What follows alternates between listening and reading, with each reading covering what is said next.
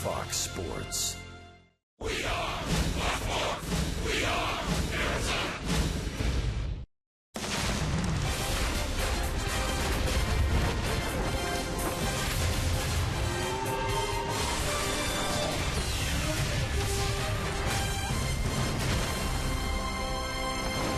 As we head into summer at home here in the great state of Arizona, the baseball heating up along with the weather. The colors of the Sonoran Desert and the Sedona Red here at Chase Field looking better and better as well. Arizona Diamondbacks baseball on Fox Sports Arizona, brought to you by Sanderson Ford and the D-backs this afternoon hosting the Mets, going for their third straight series win. Jacob deGrom and Josh Colmenter as the D-backs look to take 3 of 4 from the Mets here on Fox Sports Arizona. And good afternoon from Chase Field. Welcome to the broadcast. Steve Berthiaume and Bob Brenly along the way. Diamondbacks here with a chance to win this series against the Mets and get back to 500 for the season. And Bob, so far they've done it a number of ways here. Timely hitting, good pitching, but last night some tremendous defense. 4 double plays in the game, including that first one. That's as good a double play as you'll ever see. That's just a routine double play right there. You know, you'd like to think over the course of the season you're going to have peaks and valleys with your offense and with your pitching. You hope your defense stays consistent every day. And the Diamondbacks have been outstanding this year. Finished the game with what else? A double play. And you saw Jake Lamb get that one started. The 5-3 DP ended the ball game last night. So Lamb is back with the Diamondbacks in the starting lineup this afternoon. And David Hernandez has returned from Tommy John surgery. Good to see David back. You know, it's been a long journey for him. He absolutely dominated in his minor league rehab outings. Hopefully he'll continue the same up here. And the Diamondbacks climb Mount 500. They are one step away from getting even on the season and taking 3 of 4 from the Mets. First pitch on the way. You're watching Diamondbacks baseball on Fox Sports Arizona.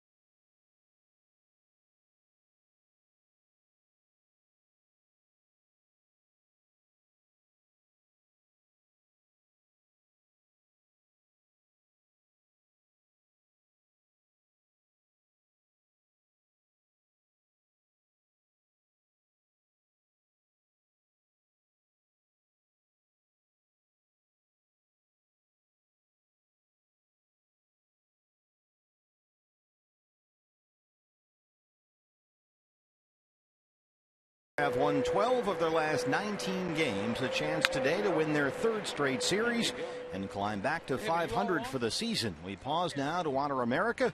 Here's the voice of Chase Field, Mr. Chuck Drago. Ladies and gentlemen, at this time, we ask that you please rise and please remove your hats. Please direct your attention to the field as we honor the United States of America and pay tribute to our veterans, active duty, and retired men and women of our armed services. The Arizona Diamondbacks and the New York Mets invite you to join in the singing of the Star-Spangled Banner, sung by Arizona native and national recording artist Laura Walsh, and signed by 11-year-old Willow Herbold.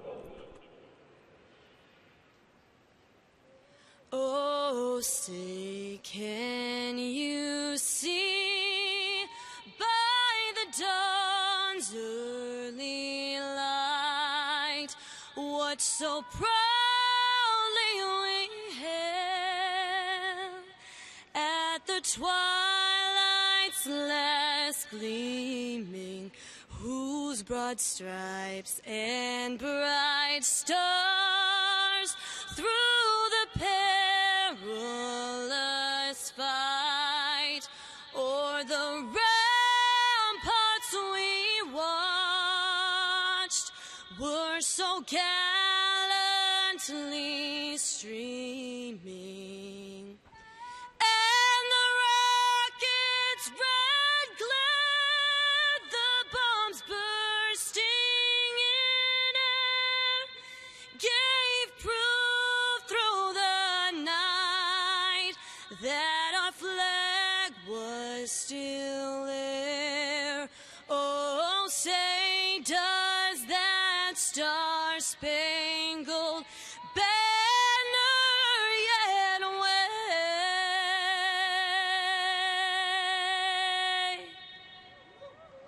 o'er the land of the free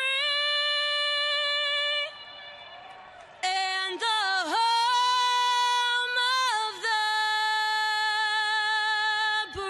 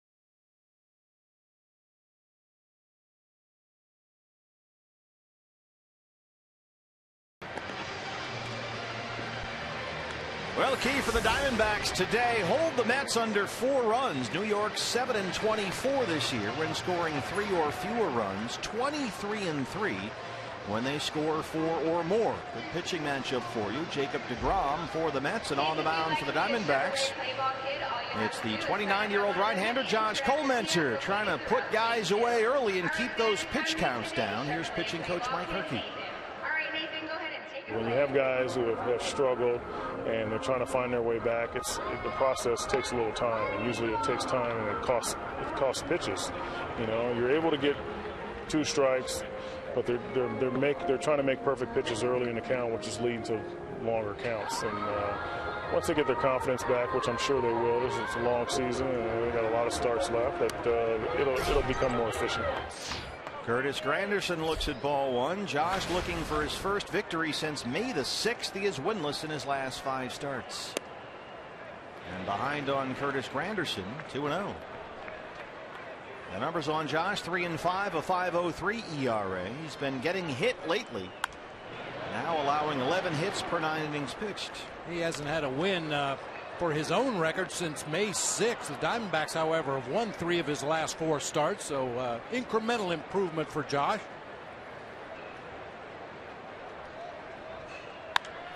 Granderson hits a fly ball deep to right field. Ender and Ciarte runs out of room, and Granderson leads it off with a homer, his 7th, and it's 1-0 Mets. The home run bug, which has bitten Josh Colmenter repeatedly here the last 5 weeks or so, strikes again. His 10th home run given up this year. A high changeup early in the ball game out over the plate where Granderson could get extension. Very little doubt about that one. Even with the roof and panels closed, that one sails out of here to right field. 7th for Granderson, and it's 1-0. Here's the red-hot Ruben Tejada. Tejada back in there at second base this afternoon. He was the shortstop last night, and he looks at ball one. Hitters leading off an inning, hitting .333 with 6 home runs against Josh Colmenter. He's had trouble with the first batter of the game. They're a combined 7 for 12 with 3 homers, and the first pitch of an at-bat has been very dangerous for him. Opposing hitters batting .464 on the first pitch of an AB. Right back to the mound. Quick glove hand there from Colmenter. That's the first out. Take a look at the lineup for Terry Collins, New York Mets, and they are reeling as of late. They've lost 11 of their last 13 road games. Stroke of genius leading off with Curtis Granderson today, followed by Ruben Tejada at second base, Lucas Duda at first base, Michael Kadire out in left field, Wilmer Flores back in the lineup at shortstop, Juan Lagares out in center field. It'll be Eric Campbell at third base. So confused. Kevin Plawecki doing the catching today, and Jacob deGrom on the mound. Here's Lucas Duda, just under 280 with 9 homers. He has yet to drive in a run in this series, and the shift is on against Duda.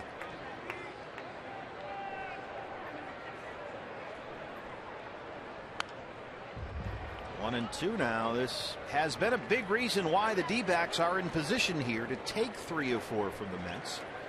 Duda has really been a non-factor in this series. He was hitless last night. He has gone 1 for 12 with 5 strikeouts. 1-2 pitch. Soft fly ball along the right field line. The shift is on, and Ciarte calls off Owens. 2 down. Take a look at the Diamondbacks defensively around Josh Colmenter this afternoon. David Peralta out in left field, A.J. Pollock in center, Ender and Ciarte over in right. Jake Lamb, great to see him back in the lineup, starting at third base today. He'll be flanked by Nick Ahmed at shortstop, Chris Owings at second base, Paul Goldschmidt at first, Jared Saltalamacchia doing the catching for right-hander Josh Colmenter. Michael Kadire.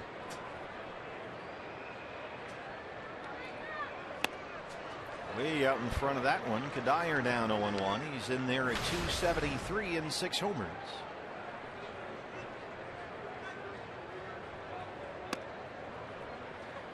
Kadire had a pair of singles last night that extended his hitting streak now to 11 games. Batting better than .360 during that streak, including 3 home runs. He homered here Friday. 1-2.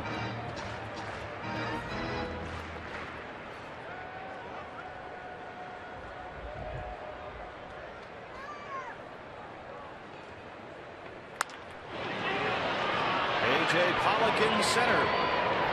Josh Colmenter recovers from the Granderson leadoff homer. Diamondbacks coming up against last year's Rookie of the Year, Jacob deGrom.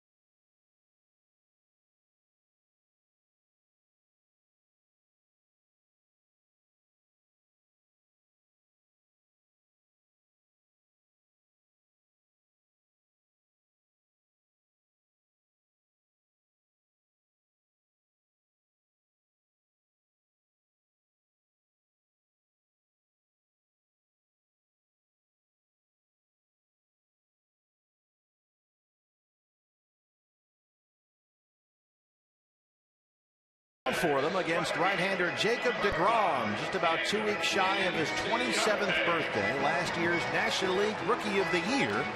And according to Mark Grace, he's been even better this season. Here's Gracie. Now you're getting back to the 98 miles an hour, the 99 miles an hour. He's a guy that is, he burst onto the scene. Him and Harvey burst onto the scene. This guy, he's special. He's got a special arm. That ball gets on you.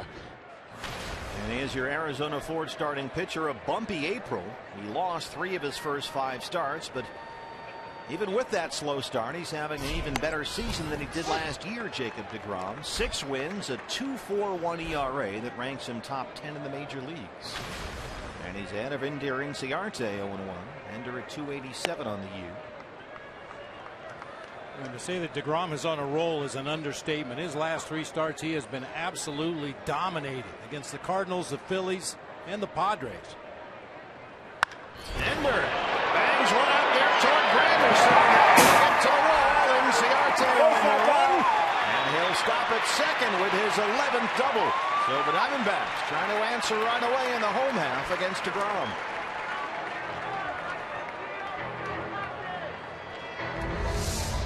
The second extra base hit by the first batter of the game for the Diamondbacks this year. Ender Inciarte answers the Granderson home run with an extra base hit of his own. A ringing double off the wall in right. Wasting no time trying to get that run back.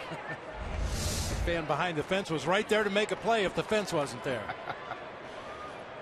So Inciarte in scoring position for A.J. Pollock.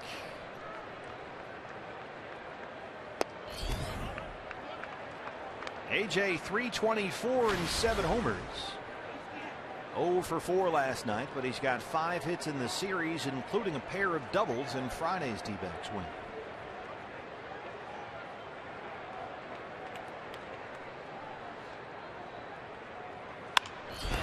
Base hit. Andy Green will stop Inciarte at third, and they're on the corners with nobody out for Goldie.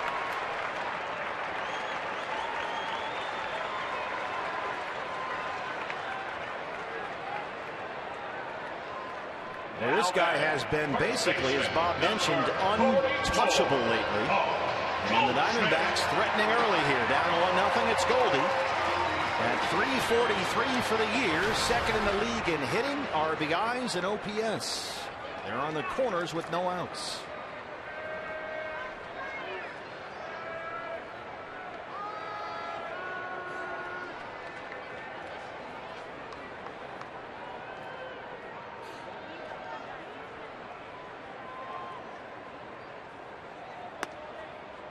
Strike one. Crew chief Jeff Kellogg is our plate umpire.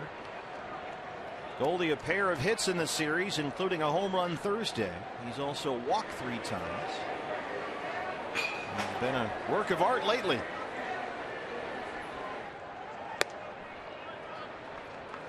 And he'll take whatever you can get against this guy deGrom.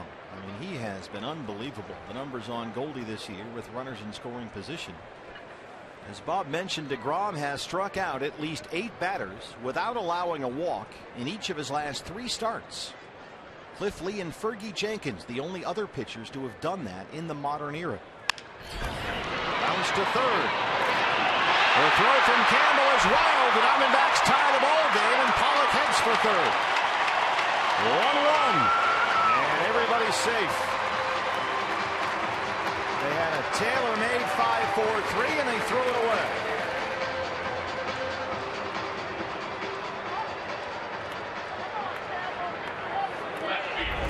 If you need any further evidence that the Mets are missing David Wright, here it is. Boy, Campbell just spikes a sinker on the outfield side of the bag out there at second base. This isn't even close to his target. And A.J. Pollock into and out of his slide quickly to advance on to third base. The fielder's choice for Goldie. E5 puts Pollock at third. Still nobody out. Here's David Peralta. It's a 1-1 ball game. So they get that run off the Granderson homer right back. David just under 260 on the year and 5 home runs. Center field, Lagares. He's there. Here comes Pollock. RBI for Peralta. 2-1 D-backs.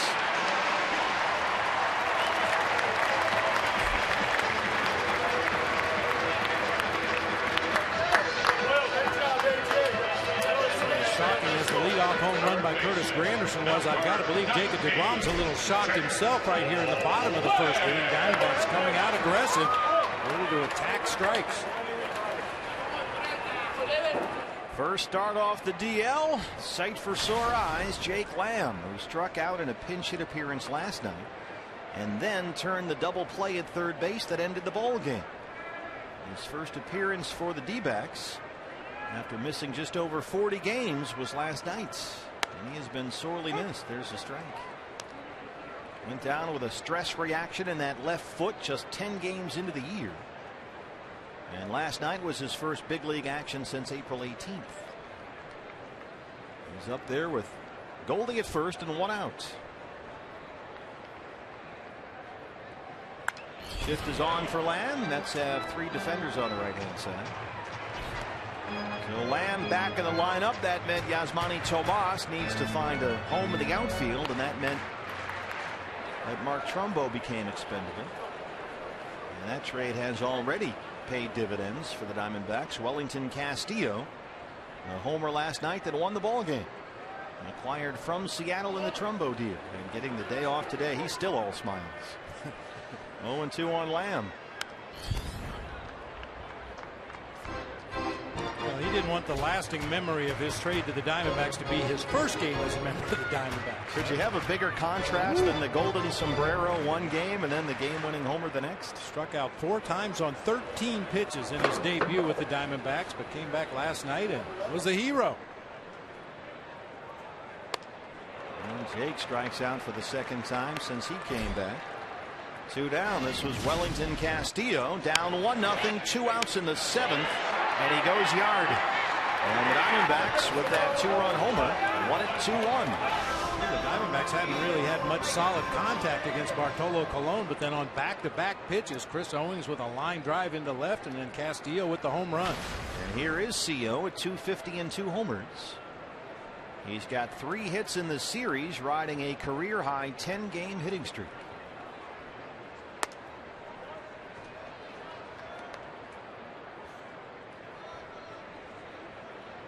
He'll take whatever you can get off Jacob deGrom, but the fact that you answer the Granderson homer in the top of the first with 2 of your own in the bottom half, that's the way to get it done.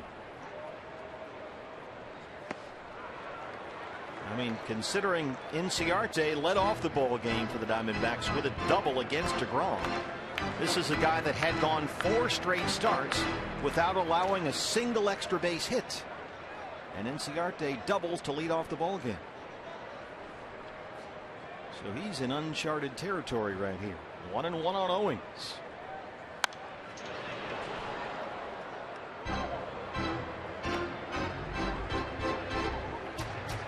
And deGrom coming off a win over the Padres at San Diego last Monday at Petco. He took a perfect game into the 6th inning. Finished that ball game 8 innings of 2-hit ball. Did not walk a batter, had 8 strikeouts. He may have been even better in his start May 21st against the Cardinals. That was at Citi Field, when he pitched 8 innings versus St. Louis, 1 hit, 11 strikeouts. The only hit allowed was a Matt Carpenter single in the 2nd at bat of the ball game. He set down the next 23 Cardinals after that. And he strikes out Owings and Lamb to win the first, but the Diamondbacks answer. And they lead the Mets 2-1. They get a break from Eric Campbell at third. We head to the 2nd at Chase Field.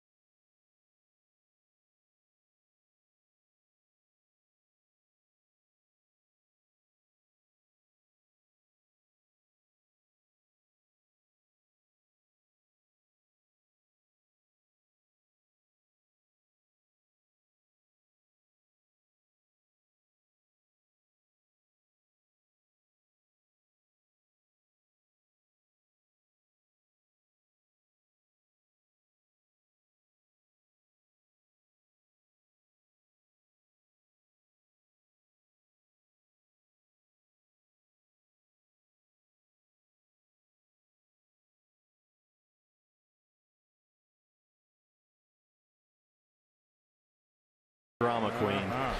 Drama queen's in the house. Shades indoors, yeah. Got the purple, the throwback look.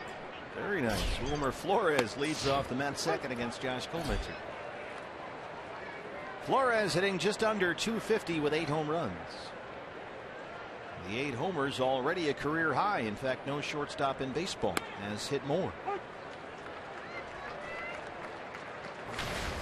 Flores held out of last night's ball game because of general body stiffness. Who hasn't had that? Yeah, no kidding. That's what the Mets said anyway. Although Flores had started 26 straight games at shortstop, and Terry Collins said no sense in pushing the envelope here, especially with the Mets already beat up. They have 13 guys on the DL. So Flores got a day, but he's back in there this afternoon. 1-2. And Flores riding a 7-game hitting streak, batting an even .300 during his streak.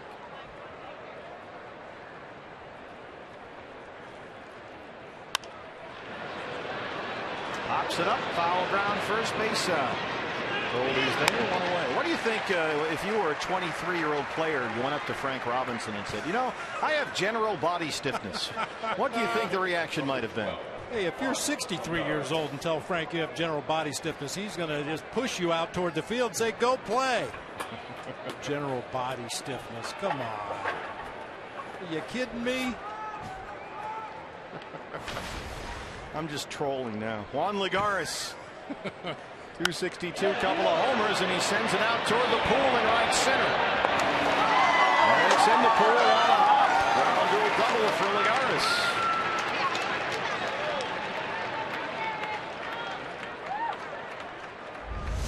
Lagares had a homer in the second last night. He's got a double here today. Yeah, he's shown surprising opposite field pop here in this series. Bounced that home run off the top of the right field wall last night, and this time bounces one into the RamTrucks.com pool area in right center. His 4th double, a 1-out base runner for Eric Campbell.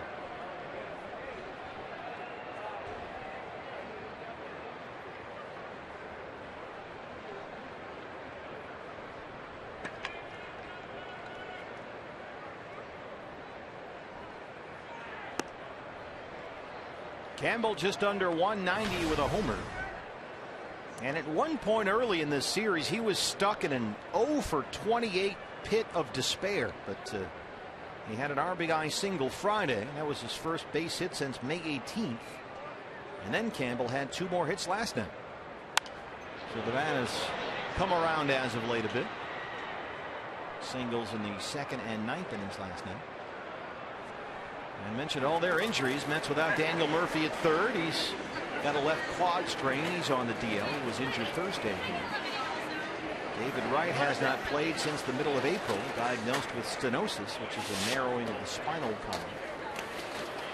Calling it, partner. Those things are addictive with the cinnamon on them. The Wetzel's Pretzels here at the ballpark. Always good on a Sunday morning, day game. Usually that's breakfast. Look at that, fresh right out of the oven. Dump about 10 pounds of cinnamon on those things and you're good to go. Fly ball left field and gone. Eric Campbell, that's his 2nd, and the Mets have a 3-2 lead. Back and forth we go.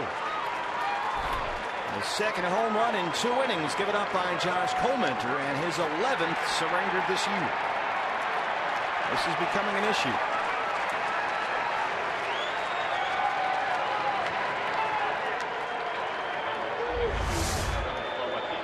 Four-seam fastball just below the belt, right in the middle of the plate. We've talked about it before with Josh. That's a pitch that he either has to elevate above the top of the strike zone or drive it down to the knees. Any of those mid-80s fastballs, straight as a string, if he leaves them over the heart of the plate, they're going to get hit hard.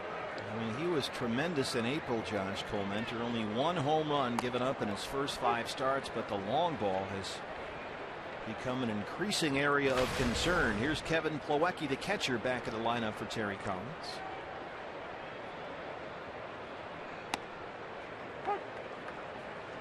Plawecki in Thursday's series opener 1 for 4 with a double. He drove in 2. And then the next day had to see a doctor here in Phoenix, diagnosed with a virus that's caused some head congestion. which for Plawecki is really problematic because he had a bad case of vertigo last year and then had a flare up again this spring. And so he's gotten some medication to try and balance things out here. On this long western road trip, the Mets think that the altitude and the up and down with the flying is at the nature of Plawecki's latest flare up. 2-2.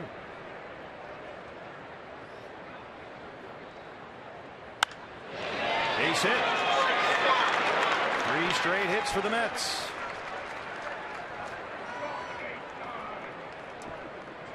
Mike Harkey. We saw a little bit of a spike in Josh's velocity. His last couple starts, he got it back up into the upper 80s, 86, 87. But today, he's been consistently right around 83 with that fastball. Josh has had a rough time of it during this 5-start winless stretch, which dates back to more than a month, 0-2 over that span. And his ERA during this winless skid is almost 8. And opponents are hitting better than .330 against him. Been very hittable lately. The home runs have been a problem, as we've talked about, and they have been again today. And as Mike Harkey talked about at the top of our show, he just has not been able to go deep into ball games. Over his last 5 starts, Josh has pitched 6 full innings only 1 time. 3 straight 1-out hits have made it 3-2 New York. Here's DeGrom, who's a bit of a hitter himself. He's got that old Tim Lincecum hair going. Jeff Samardzija. Plawecki off with a pitch, but it's fouled away. Yeah, that tells you what kind of a hitter that Terry Collins thinks Jacob DeGrom is. That was a hit and run. He started the catcher over there at first base. DeGrom pulled that ball foul down the first baseline, but that's a lot of confidence in your pitcher to make contact on a hit and run.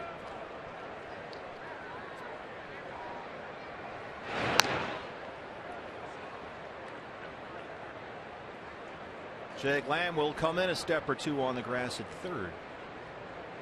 0-1 to DeGrom. Yeah, DeGrom born and still lives in DeLand, Florida. There was another pretty good hitter from DeLand, Florida.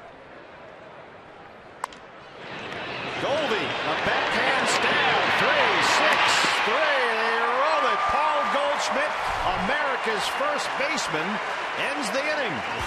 We talked about it at the top of our show, that great Diamondback defense. They turned all those double plays last night. And Terry Collins just making sure with Bob Guerin, his bench coach, on the phone, that they got that one in time. And the answer is yes. Goldie starts the Diamondback DP, but they trail it 3-2.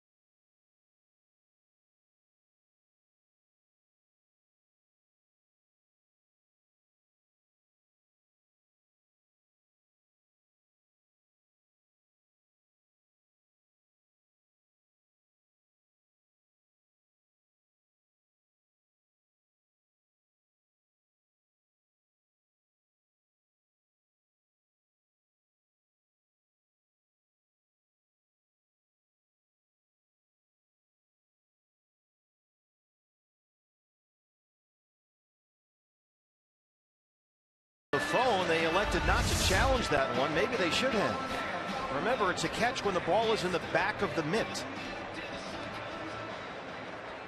And he might have beaten that one. Maybe they thought it was too close to call there. Yeah, I think that's the thing. You don't want to lose your challenge on one that is not definitive. Very close over there. Looked like he beat it, but they chose to forego the appeal and we play on. Boy, Goldie did a tremendous job to knock that one down. Backhanded, get up, fire a perfect throw to Ahmed, and then get back to the bag in time. Here's Salty. And actually call off Josh Colmenter, who was over there in time to cover the bag if necessary, but you'd always rather have your position player handling that ball than the pitcher. Jared Saltalamacchia, 143 to start the year. And 5 for 20 so far with the Diamondbacks, including 2 doubles and a home run. He has got some real power in that bat, and we've seen some glimpses here lately. Especially on hits in pitches, his last 5 games. excuse me, partner, especially on pitches out over the plate where he can get his arms extended. He's been crowded inside with some fastballs and some breaking pitches. Those back foot sliders have given him some issues, but when the pitch is out over the plate where he can get his arms extended, he's hit some balls hard. A little flare the other way and foul ground. Long run for Milwaukee, but he can't quite get there, and Salty stays alive. One more time, that inning-ending double play started by Paul Goldschmidt down there at first base. Nice diving stop, quickly to his feet. Perfect feed to Nick Ahmed, and then gets back in time to call his pitcher off the bag. Why can't I play? Well, he makes those plays so often and almost so routinely that you start to take them for granted, and you forget how hard those plays are. This is inside there, and it's full on Saltalamacchia, 3-2. Nick Ahmed on deck. Colmenter after that.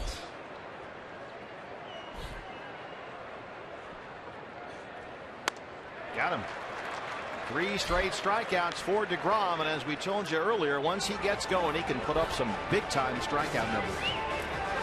Take a look at our Valley Honda keys to the ball game today. Diamondbacks with a chance to get back to even. Tough stretch of the schedule coming up. It'd be nice to go into it at an even 500. The last time the D-backs were at 500 was April 24th, and deliver against DeGrom. See what we did there? That's good. You are really the writing staff working wonders. To hire more writers? Yeah, we did. A staff of writers. Nick Ahmed now. Yeah, he's from DeLand. DeLand, and I should finish that story. Chipper Jones was born in DeLand, Florida. Played his high school ball in Jacksonville, but he too was born in DeLand, Florida. Well, you mentioned trying to take that final step to get back to 500. I mean, April 24th, the last time they were 8-8. And the ascent up Mount 500 has just been grueling. 5 times, in fact, since April 24th, Chip Hale's D-backs have climbed back up to within 1 game of 500.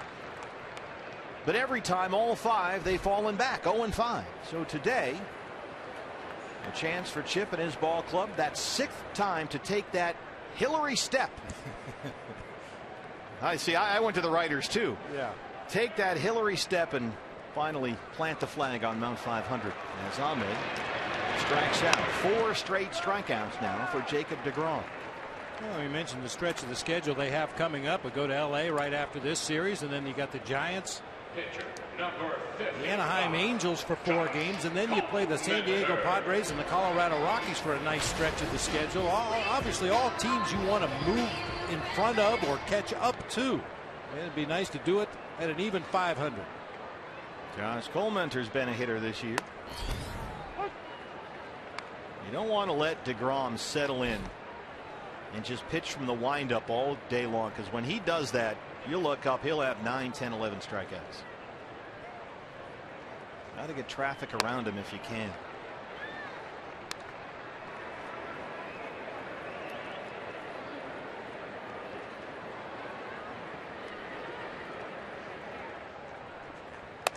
Colmenter, fans. Jacob DeGrom has struck out the last 5 Diamondbacks he's faced. He leads at 3-2.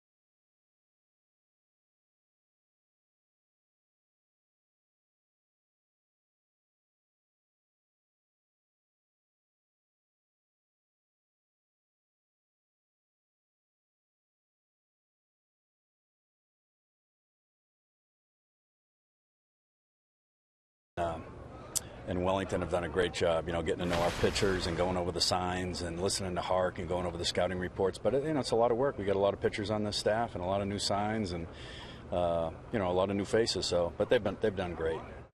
Well, so far, the pitching staff pleased with what they've seen from the new guys, and Castillo and Salte are hardly on their own as Tuffy Gosewich continues to bring them up to speed on the different pitchers.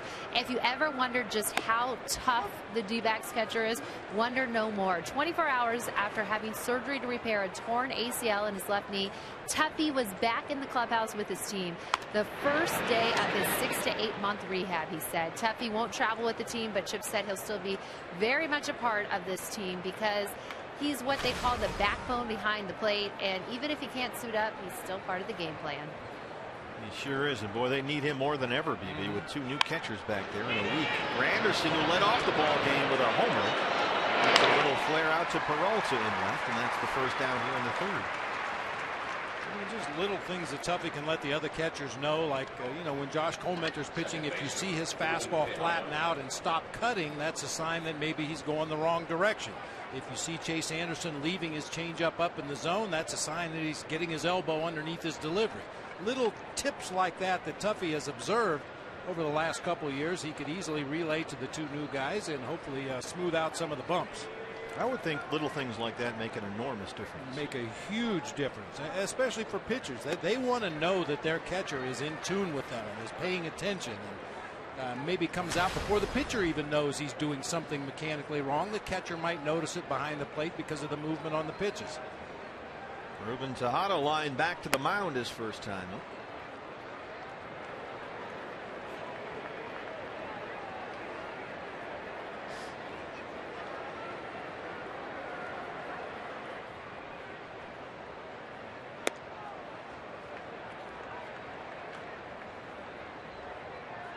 Josh's got to figure out a way to right the ship here, down 3-2. So far we've had runs scored in every half inning of the ball game, except for the bottom of the 2nd when DeGrom struck out the side. And so now it's Colementer's turn to answer from the mound.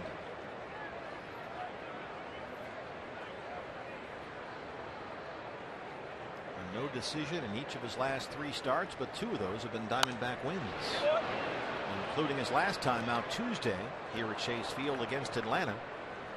And Josh worked 5 2/3 against the Braves, allowed 3 runs on 6 hits, did not walk a batter.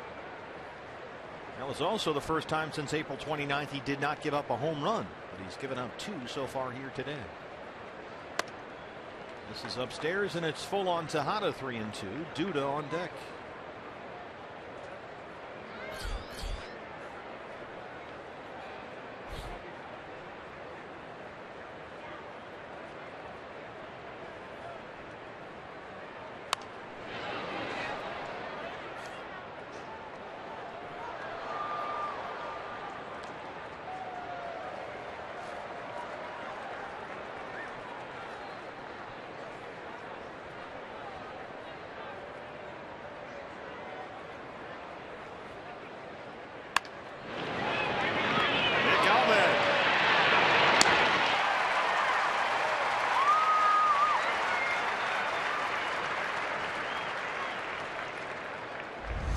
Bring it every day. Bring that glove with you every day, Nick Ahmed.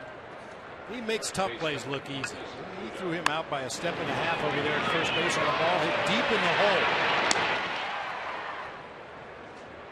You just watch him every day, and every day you marvel at how routine he can make those plays look. 2 down for Duda, who flied out his first time up. Shift is on.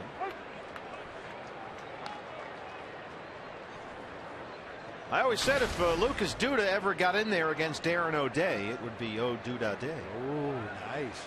Sadly, that hasn't happened yet. This one's headed for the corner. Foul ball.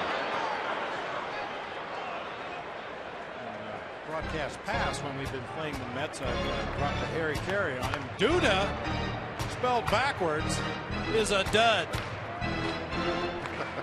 Lucas Duda has been anything but a dud last couple of years for the Mets. Well, for obvious reasons, that name occasionally gets shortened or altered to the dude. The dude. And that leads to Big Lebowski references. The dude abides, so forth. But for Josh Collmenter, this aggression, man, will not stand. I mean, he's got to settle in and quiet these Met bats.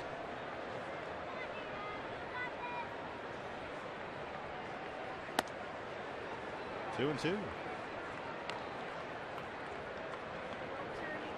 Guest Relations Center. Answer all your questions, D-backs fans, right here at the ballpark. Slow roller, Goldie. And nice bounce back inning for Josh Collmenter, who works a 1-2-3-3 against the top of the Met order. How may we help you? Well, we can use some runs.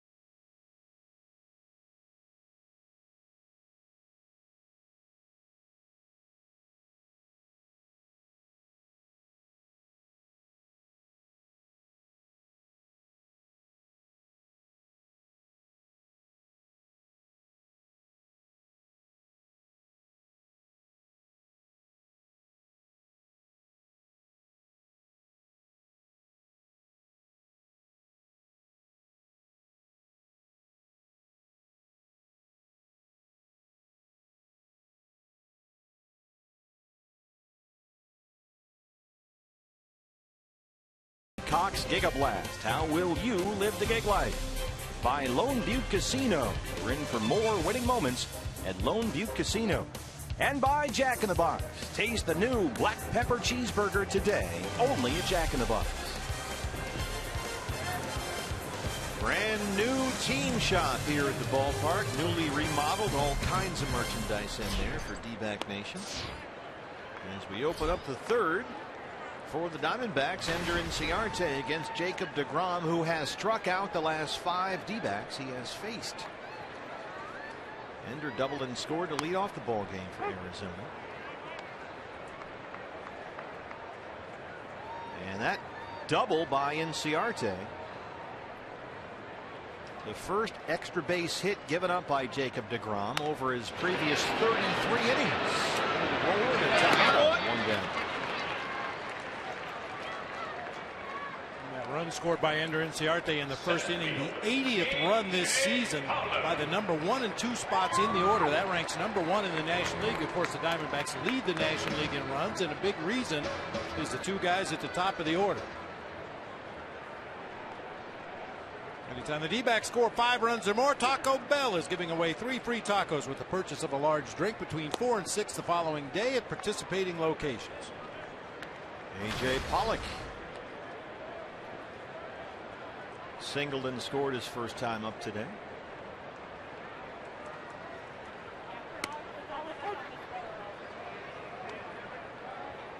AJ pretty casual about his recent hot streak, which really does speak to his nature. He's a pretty carefree guy. Nothing ever seems to rattle AJ. Very easygoing.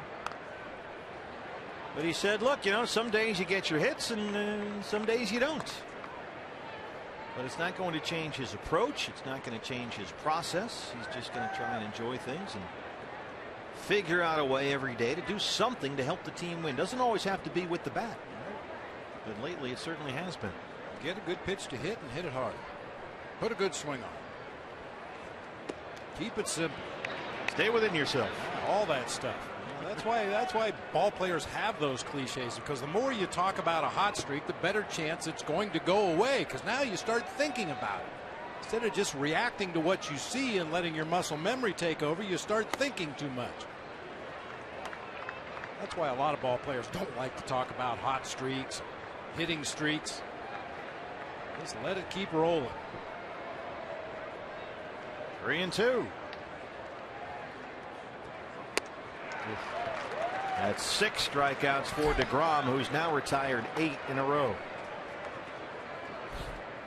A lot of fastballs in that first inning, but he's starting to mix in some of his secondary pitches. He's got a slider that will approach 90 miles per hour, and that was a really good straight change up there to get A.J. Pollock. All-Star Game voting station here at Chase Field. A.J. Pollock and Paul Goldschmidt should both be starting in that game. And it's almost beyond debate. So rock the vote, D-back Nation. You can vote like, I don't know, 35 times a day. 35 times. I went online, did it myself the other day. All online, no paper ballots this year. And fans are voting as we speak. And while you're at it, don't vote for any Dodgers. I say that as we get set to head on an airplane to LA after this ball game. You know they voted for Goldie 35 times each. It's a Goldie doubleheader. 3-0. Yeah, nothing near Goldie. You got 2 on, or 2 down, nobody on. No chance. Left fielder. Fox Sports Supports proud to team up with AYSO, the world's largest soccer club. Just go to ayso.org/play and find your region. You can sign up for your fall team today. First walk issued by Jacob DeGrom. Here's David Peralta, who drove in a run with a sacrifice fly his first time up.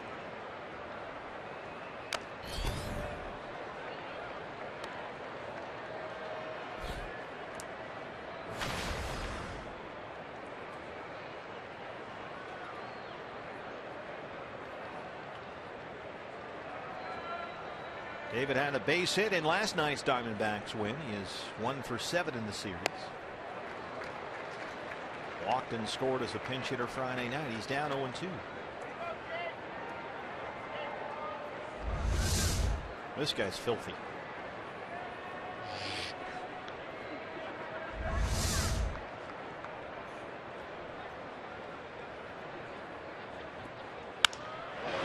Shoots it out to left. Dyer is there. And DeGrom executes that one well. Works around the walk to Goldie. He's got a 3-2 lead after 3.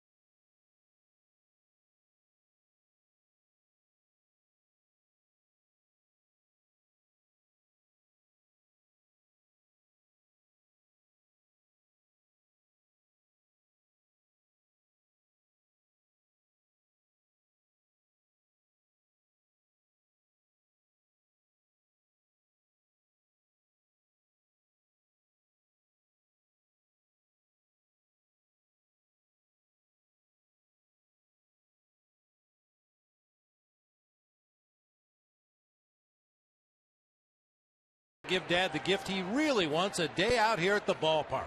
The D-backs take on the San Diego Padres on June 21st for a 1:10 afternoon game at Chase Field. The first 10,000 dads will get a D-backs Dad t-shirt courtesy of Audi. Get your Father's Day tickets now at dbacks.com. Well, I learned, Bob Brenly, that you and Michael Kadire have something in common. Is that right? Yeah. Well, flare out to right. Here comes Ender. He won't get there, and Kadire drops that one in there, and he extends his hitting streak. It's now up to 12 games. Yeah, after the 2002 season, when he was just coming up to the big leagues all that time ago with the Minnesota Twins, he's from the Virginia area. And so he went home, having just played, keep in mind, in the American League Championship Series. And most guys would kind of take it easy. You're in the big leagues, you're in the postseason, kind of living large, kind of an entourage deal, but not this guy. He called his old high school in Chesapeake, Virginia, and said, hey, can I be a substitute teacher?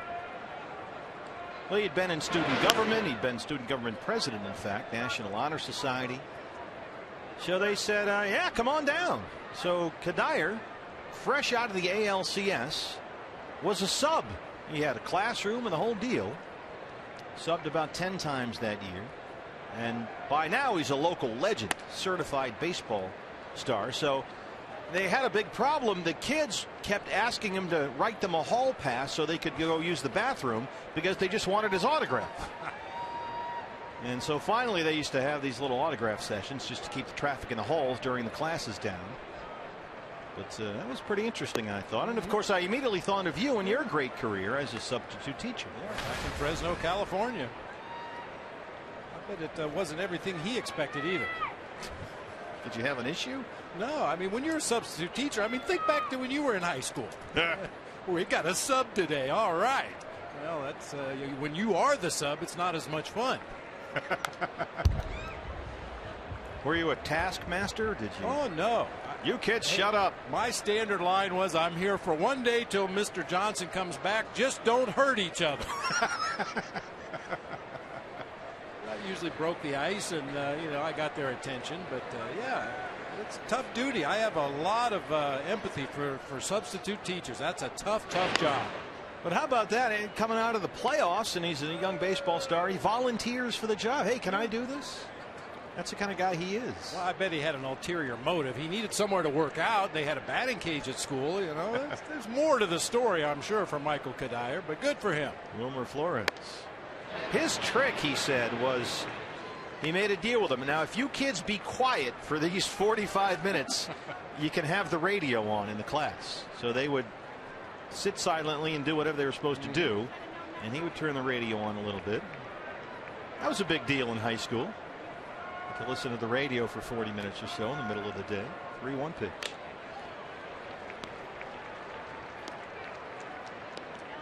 Basically, it just comes down to bribery. Pretty much.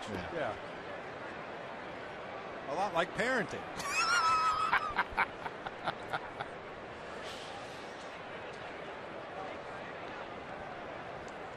I'll take you to a baseball game tomorrow if you're nice to your mother. Do your homework and clean your room, and I'll take you to a ball game. 3-2 pitch. Kadire takes off, and Flores fouls that one back.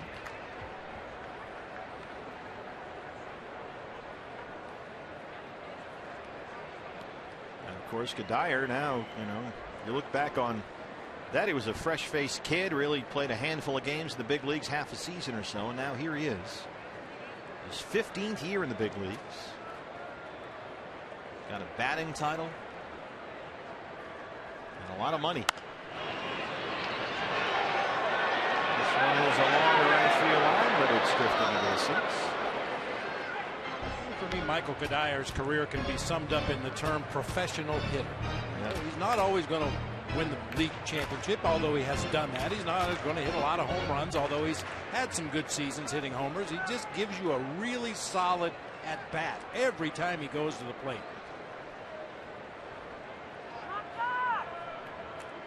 Oh, the draft is Monday. The Mets do not have a first-round pick. They forfeited that when they signed Kadire. And so the Mets Monday don't pick until 53. It's a big day tomorrow for the Diamondbacks. They draft first overall. And Kadire with his single to lead off the inning now has a 12-game hitting streak. Flores trying to extend his. He's got a 7-game streak. Another 3-2 pitch. Kadire holds this time, and Flores skies it to shallow left. Comment drifting out there. Well, speaking of the Mets in the draft, that brings us to our Geico This Day in Major League Baseball history back in 1966. The Mets had the #1 pick in the draft. They took a high school catcher named Steve Chilcott, who never played a minute in the major leagues. They passed on a left-handed hitting outfielder from Arizona State named Reggie Jackson, who whatever became of him. Yeah, I can't remember. I know he had some good seasons, but you'd have to go to Cooperstown if you want to get the whole story. Ooh, Mets, that was a bad miss right there. Especially when Reggie goes across town late 70s and starts belting home run after home run in World Series games. Juan Lagares doubled and scored his first time. Well, you look at this Met team now and you think about Reggie Jackson. I mean, they need somebody. They've got to get a Reggie Jackson type in here because the offense has really struggled as of late. And I was reading the New York Post today, and there was a column that said the Mets offense stinks. That's it. Time to make a deal. Get somebody. Make a trade. Anybody. And the loss last night was described as soul crushing for Mets fans. Soul crushing. And most people are saying the same thing. Do something here. You're in second place in the division. You're just a smidge back of the Nationals. You can hang in there and compete all year long and make a run at a postseason spot. But clearly they have to get a bat. I mean, they've got the pitching to be a contender. No question about that. Top to bottom, they are strong. But boy, they need some help offensively. Well, there was one scout that was quoted as saying, look, there's so many things the Mets could do if they get the money. That's always an issue there, of course. But the name Ben Zobrist keeps popping up. Gene Segura is another one. They've been looking for a shortstop for a long time. And you don't need to save money for the first round pick. You don't have one. And you just mess it up if you did. Yeah, well. 3-1. The Colemans are really throwing a lot of pitches here in the fourth. And Duda's had a quiet series, but he's been a big bat for them. They got Kadire. They spent $21 million on him for 2 years to bring him in here from Colorado. But they don't have Murphy. They don't have Wright. They don't have Darno, the catcher, although he's due back likely next week. 3-2. Lagares drops it down the left field line, and here comes Kadire at third. And Lagares sneaks in at second.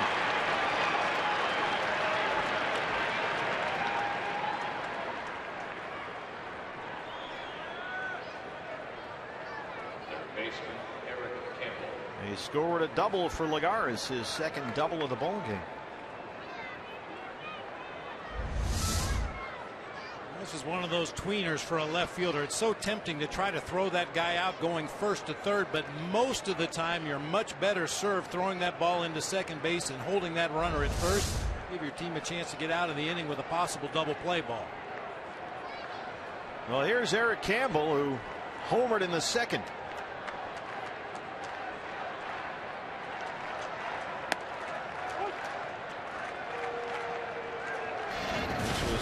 After the Diamondbacks had taken a 2-1 lead, he made it 3-2 Mets. Belt high fastball, inner third of the plate. Those tend to get hit pretty hard.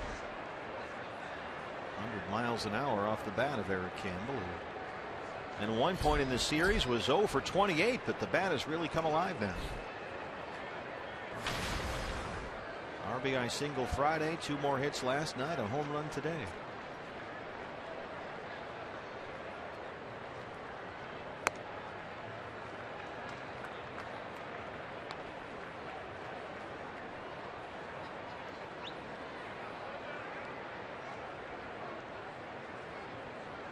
Mets number right now is 3. They lead 3-2, and as we said earlier, that is the critical number when playing the Mets.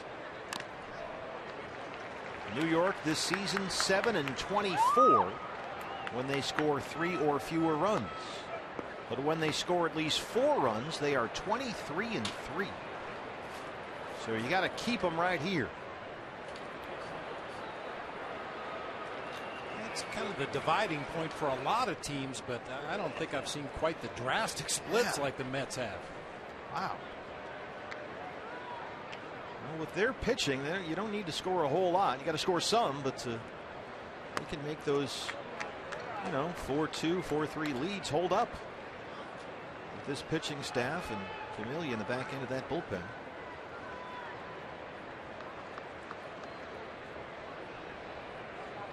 Two balls and 2 strikes. Kadire the runner at third. Lagares at second. 1 out here in the 4th. Lines it right to Ahmed. Perfectly positioned. 2 down.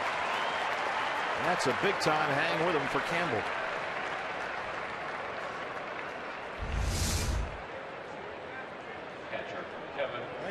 Nick Ahmed. No chance to double off either runner right there. Both reacted very well to that ball hit on a line, but one batter away from escaping damage here. Yeah, this is a big hook off which Clemente can wiggle free from. Plawecki now 2 on and 2 out. He singled his first time up. And with first base open and the pitcher coming up, they will give Plawecki the free pass and work to Jacob deGrom.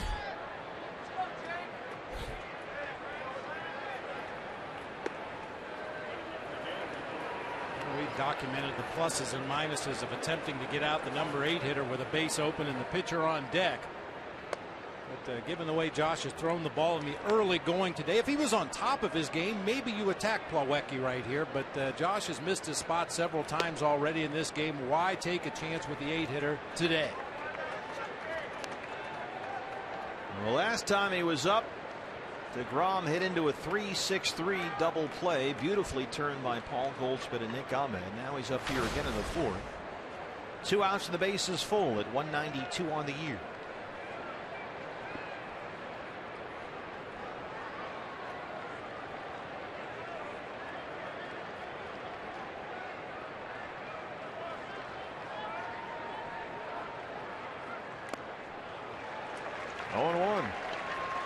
Pitch changeup, real good idea. It's easy to fall into that trap. Well, it's the opposing pitcher. I'm just going to get ahead with a fastball right down the middle. But with runners in scoring position in a 1-run game, you've got to pitch this guy like Lucas Duda.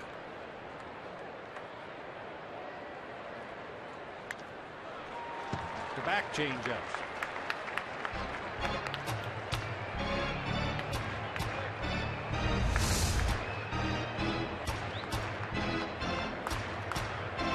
Speaks to the familiarity or lack of which between the catcher and the pitcher. Saltalamacchia goes out there. Okay, 0-2. We can't screw this up. What do you want to throw here?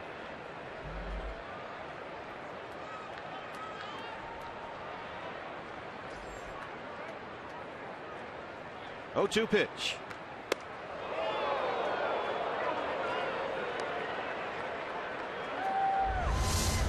Up, wasn't that far inside, but got a reaction from deGrom nonetheless. That ball's almost over the inside corner of the plate, up at head high. Trimmed off a hair or 2.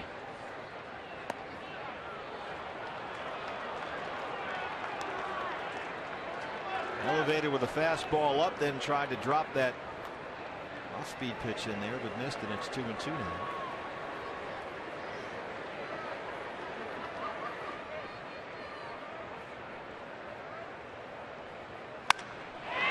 Fly ball, center field. There's Nick Ahmed ranging way out there to get it, and Josh Clemente does indeed keep the Mets at 3 runs. He leaves them loaded. Here's what's next, brought to you by CenturyLink. Jake Lamb leads off the Diamondback 4th.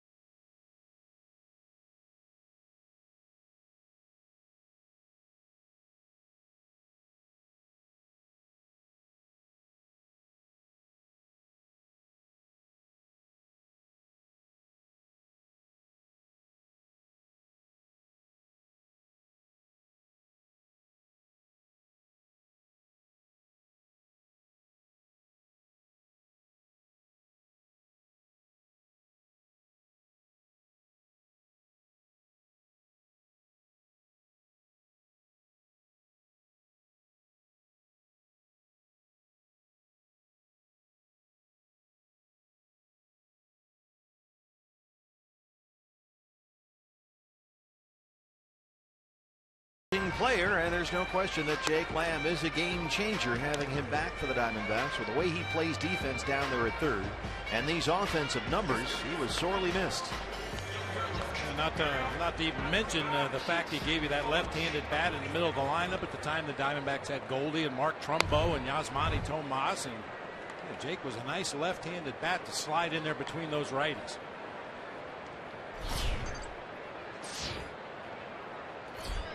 He was out for just over 40 games. A pinch hit appearance last night up from AAA Reno, his first big league action since April 18th, and today his first start. He struck out his first time up against Jacob deGrom, who has settled in the rocking chair here and has been rolling along since giving up 2 in the first.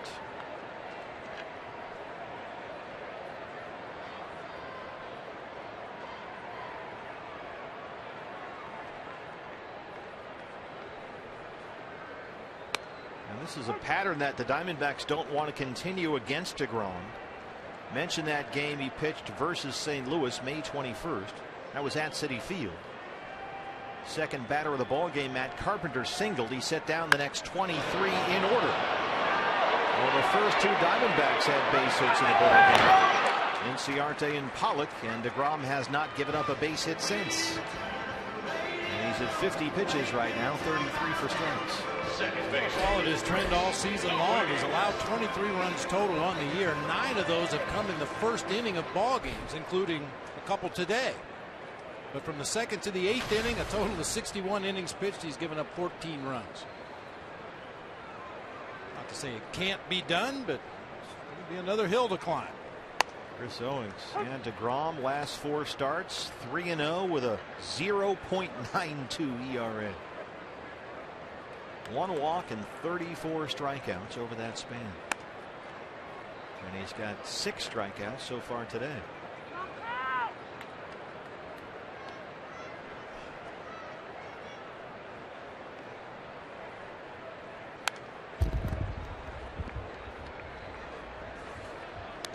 When the D-backs win, you win at Papa John's. The day after every Diamondbacks win, you get 50% off your regular menu price online order at Papa John's. Enter promo code DBACKS50 at papajohns.com. CO a strikeout victim his first time up. 1-2. Oof. 95 right by him. 7 strikeouts for Jacob deGrom. The ladder fastball, get ahead in the count, and then just keep elevating. See how high Chris Owings will chase that time. Well out of the strike zone now. CO 0 for 2 with 2 strikeouts. Here's Saltalamacchia. I mean, you're not going to stare at any close pitches that just catch a corner or just to sort of find the black somewhere. This guy just fires away and pounds that strike zone. A lot like Bartolo Colon. Last night, only a lot faster. A lot faster. Yeah, he's not nibbling up there, not with his stuff. Yeah, we've used the term swing and miss. This guy has swing and miss stuff. Well, deGrom fits that description. 7 punch outs in the game, all swinging.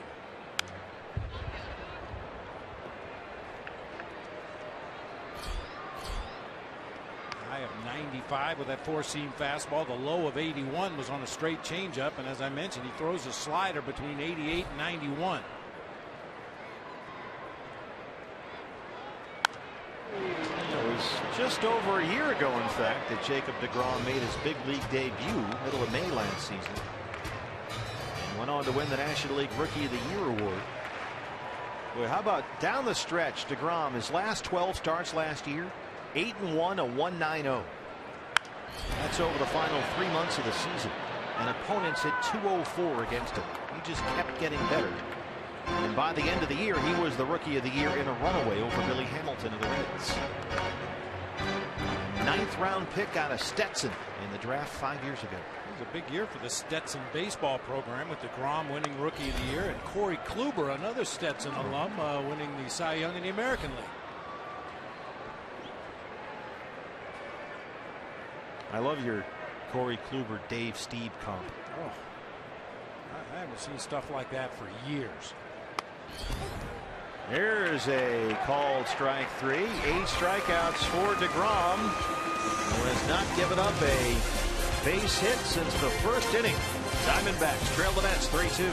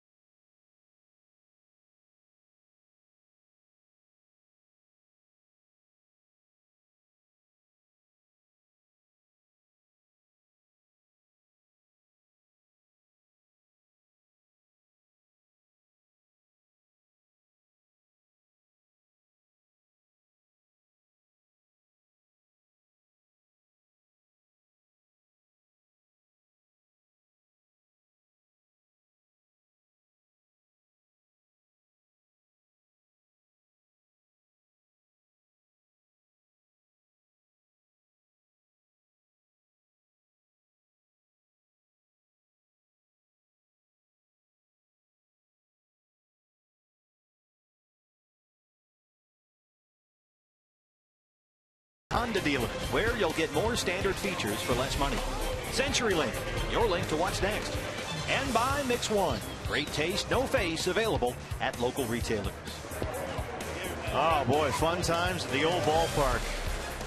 Up there at the PCH Sandlot, everybody having a good time up there. This guy wants to be a cameraman. Rule number 1, don't touch the lens. Don't touch the lens. Curtis Granderson leading off an inning for the 3rd time in 3 at-bats. He led off the ball game with a homer for the Mets and yanks that one foul down the right field line. This was Curtis Granderson to start the ball game, his 3rd leadoff homer this year and his 31st all time. And more disturbingly, the 3rd leadoff homer given up by Josh Colminter this season. It's been an issue. Well, Josh could use a breather inning here. 30 pitches in that 4th inning. Thrown 77 to get 9 outs. He's at 80 right now, 50 for strikes.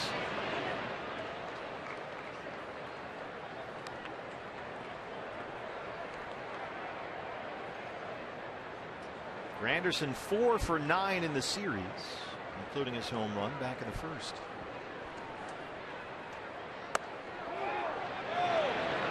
He did not go. Mark Ripperger, who ran Chip Hale out of here last night, says no. Ooh. Wow. Granderson has done it again. Curtis Granderson, his 2nd home run of the ball game and his 8th of the year. And there's that 4th Met run.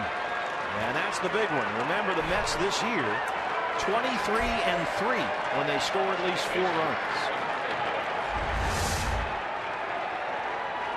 First homer was on a changeup up and out over the plate. This time a fastball just center cut, belt high, middle of the plate. Anderson really put a charge on that.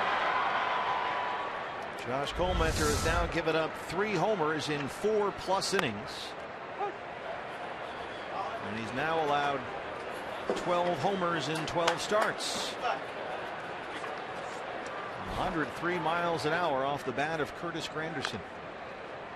Well, Josh Colminter's been the guy to bail out the bullpen so many times this year when they've needed a day off. Until David Hernandez just walked out there wasn't a soul in the Diamondbacks bullpen.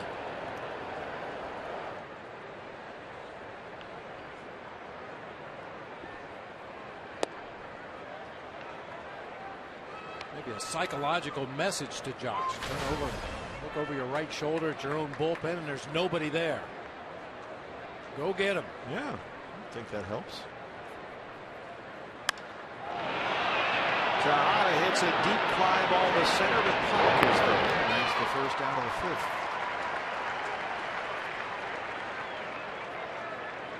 First baseman Lucas Duda. Lucas Duda, so far in this ball game, Josh has pitched to soft contact. First at bat, he was way out in front of a changeup, lofted a little pop up to shallow right, and then last at bat got jammed badly on a fastball in. That's when Josh is at his best, pitching to early, weak contact. It is again. You mean like that? Yep. Salty. Well, that was almost like you scripted it. Thank you, Lucas. We talked about it between innings, and he said he would oblige. Well, he's had a tough series, Lucas, too. Pitched him really tough. You know, much like I mentioned with Jared Saltalamacchia, has had some troubles with good fastballs inside, but he's handled pitches out away from him, and the Diamondbacks have done a nice job of staying right in on Duda's hands or throwing off-speed pitches out of the zone low and away. Duda 1 for 15 in the series so far. Here's Kadire, who singled his last time up. And that extended his hitting streak now up to 12 games. Well, the home runs have really become a problem for Josh Collmenter. We talked about this and about how well he pitched in April. His first 5 starts this year, Josh gave up only 1 home run. But in his last 7 starts, including today, he's given up 11 home runs. Now at 90 pitches, 57 strikes, and that one's in there. 1 and 2.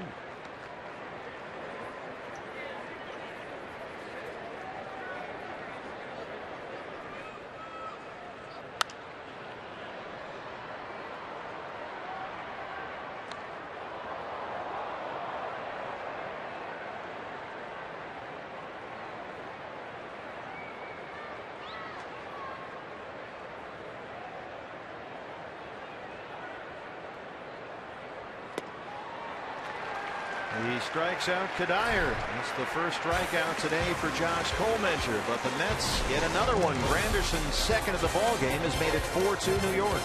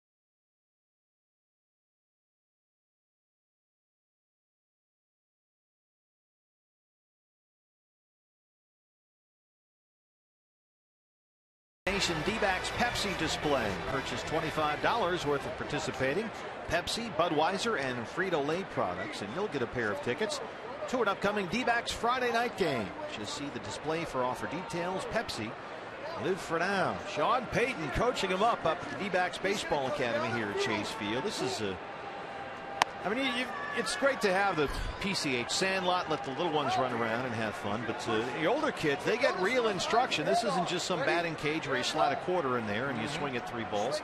This is real coaching from a real coach. It seems like that group right there, that's the age when guys start needing a little coaching. You know, you can fall into some bad habits very easily that you'll carry with you right on through the rest of your career. So hopefully Sean catching them early. Back speed. Makes sense? Good idea? Probably got a good idea doing that right now. So bend your knees. Load up. Swing halfway and stop. Head to get on the contact. He is tireless up there. He's one of the most enthusiastic people that you will ever meet. It's always fun to talk to Sean. Nick Ahmed leads off the fifth against Jacob deGrom, who has retired 12 of the last 13 he's faced. 8 by strikeout. Roller to shortstop, backhanded by Wilmer Flores, who's got a big arm down there, and he throws out Ahmed. 5 in a row now, set down by deGrom. Pitcher, Josh Comenter. That's the first time in the ball game so far that a Diamondback 6 through 9 hitter did not strike out. Josh Comenter. That's something of a breakthrough. Contact. Incremental progress here. Baby steps.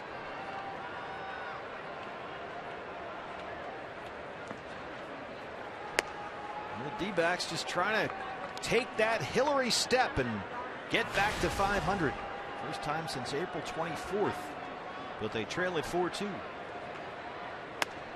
And the low point for the year, Diamondbacks, May 17th. Yeah, you got to climb the mountain.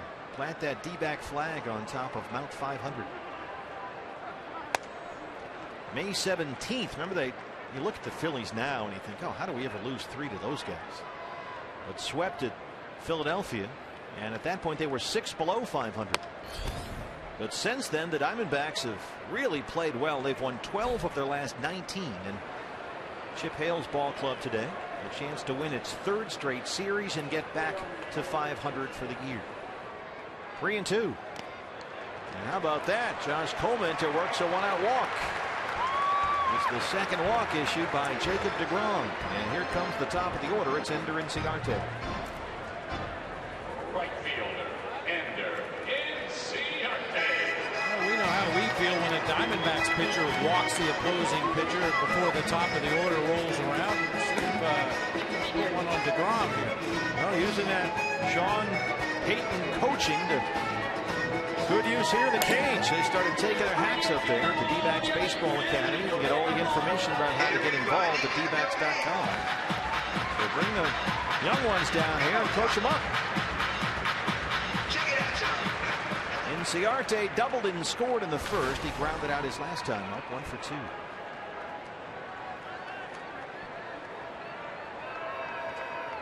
Diamondbacks have not had a base hit since Inciarte and Pollock led off the ball game. Flores can take his time and turn 2, and deGrom is through 5 with a 4-2 lead.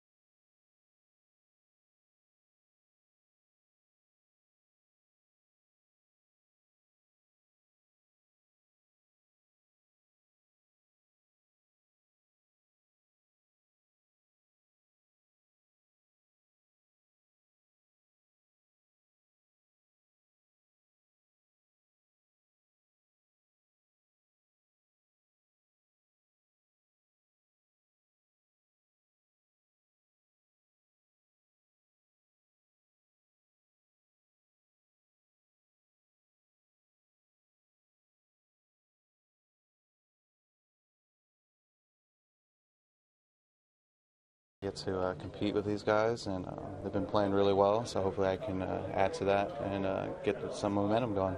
After over a year off, do you come back with a greater appreciation for the game?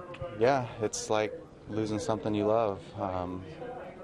Just kind of heartbroken for a minute, but then, you got to move forward, and I've done everything I can to get to this point, and I'm ready. He's back after rehabbing the last 14 months after Tommy John surgery. Hernandez is officially back in the Diamondbacks uniform. He called it a very humbling experience to be away from the game for so long, saying he just cannot wait to get back on the mound. He shook off any notions that he would have any fear or nerves when he gets back on there. But he did say there would be a lot of adrenaline going. Pure excitement is what he said he's looking forward to. Chip said there's no restrictions when it comes to using the righty, but just like they've played it safe and smart with Hudson, they'll do the same with David. Yeah, coming off a couple of back-to-back appearances with the Mobile Bay Bears in the Southern League. And David is ready to go as Wilmer Flores leads off the sixth for the Mets. Flores so far 0 for 2. Mets lead at 4-2. All 4 New York runs have come on homers. 2 Curtis Granderson solo shots and a 2-run homer by Eric Campbell.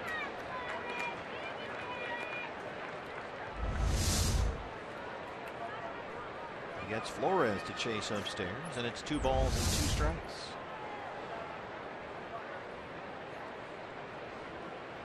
This is another well-hit ball. Left field, and that's the 4th Met home run today against Josh Coleman to Wilmer Flores, his 9th. No shortstop in the major leagues has hit more than Wilmer Flores, and it's 5-2 New York. 4 homers in the game, 3 of them leading off innings. Both of Granderson's home runs came leading off. And now Wilmer Flores with a leadoff homer of his own. Down on the inner third of the plate. Flores just kind of golfed it out of here, got the barrel on it. Peralta gives it a look, but too far out of his reach. Juan Lagares. Lagares homered last night. He's got a pair of doubles this afternoon. They have liked Wilmer Flores' bat for a while now. He's been one of the top prospects in their system. And trying to prove that he can be an everyday shortstop. He certainly has a hot bat. Lagares does too. He's 3 for 3.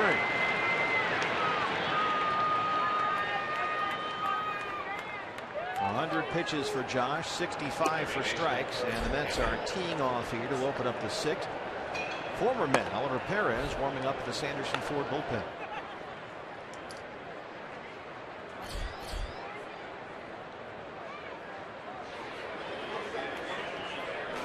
TGI Fridays, great day to be here at Chase Field. Look at that, you got a booth. How about that for a view? It's tremendous. It was great except the hat.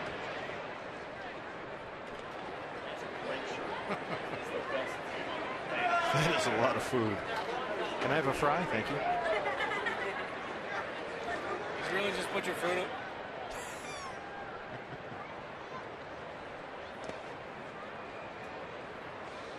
Eric Campbell homered back in the 2nd.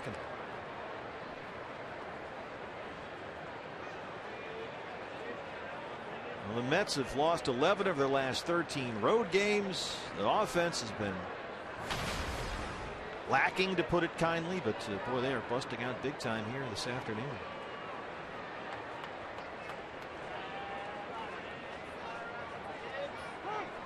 Nine hits so far for New York, 4 of them homers. Campbell hit a home run back in the 2nd inning, a 2-run homer, and then you may recall he came up in the 4th inning with teammates at 2nd and 3rd and lined out to Nick Ahmed at shortstop. He's hit it hard twice today already. Well, those BC guys, man, they're in there hacking.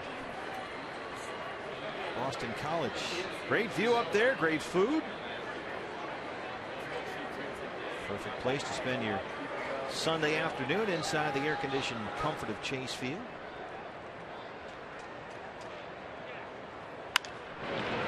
Double play ball here. Ahmed Owings and Yoldi there. Roll it.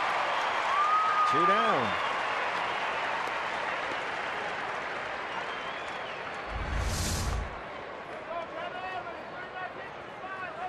Pitcher, As easy as they come right there. Nick Ahmed always gets rid of that ball so quickly. He gives his partner up the middle. Today, Chris Owings plenty of time to turn that double play and avoid the runner. The Purdue Boilermaker, Kevin Plawecki, the catcher. He has singled and walked so far, 1 for 1. He's given an intentional pass with the pitcher DeGrom behind him.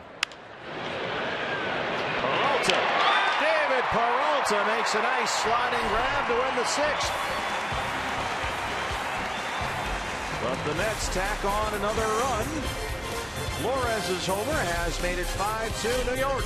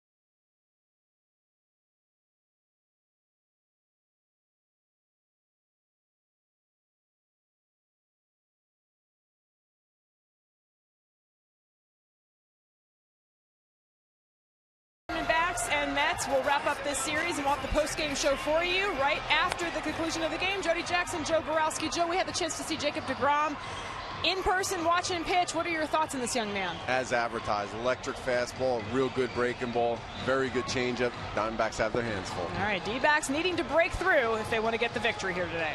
Thanks, guys. And boy, Joe, you are absolutely right. Inciarte led off the game for the Diamondbacks with a double.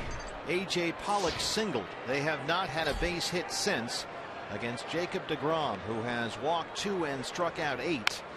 And here's Pollock to lead off the Arizona 6th. A.J. singled and scored in the first. He struck out his last time. Diamondbacks trying to get back to 500 on the year. This is their 6th chance at it since they were last 500 back on April 24th when they were 8-8. And 5 times since that April 24th date, the D-backs have climbed back up to within 1 of 500, but every time they have fallen back 0-5. And so they take their 6th crack at it here, but they trail 5-2 in the 6th. AJ loses the handle on that one. It's a ball and 2 strikes.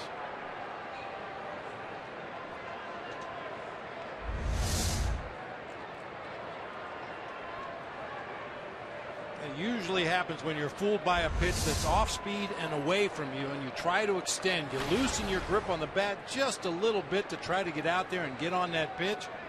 And that time the bat came right out of his hands. AJ, 6 hits in the series.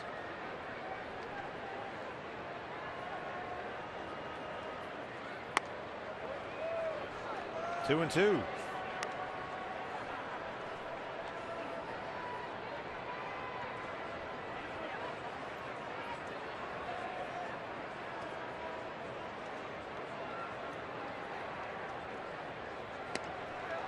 Jacob deGrom opens up the inning with his 9th strikeout. 1 down. Here comes Goldie. First baseman. Change up out there in that same location where the bat came out of AJ's hand. It's easy to fall in love with this guy's stuff and say that's why he's so good, but his command has been outstanding today. 2 walks, one of them really a pitch around. The last time Goldie was up, there were 2 outs, nobody on, and he didn't even sniff a strike.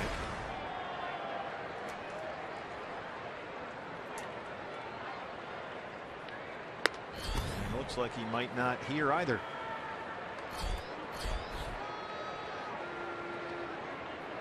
I guess with nobody on base ahead of him, you'll put him on with the intentional walk and then take your chances with the guys behind him, in this case Peralta and Lamb. Yeah, it's a lot easier to do with a 3-run lead in a ball game. When it was a 1-run game, we know if you walk Goldie with nobody on base, he's liable to steal second and score on a base hit. Maybe steal second and third if you don't pay attention to him, score on a wild pitch or a pass ball. But with a 3-run lead, a little easier to pitch around him and put him on. DeGrom, 81 pitches, 51 strikes. Even with all these high strikeout totals, he keeps that pitch count down. He is relentlessly efficient. Goldie reaches out and drops it in front of Granderson for the Diamondbacks' 3rd hit and their first since the 1st inning.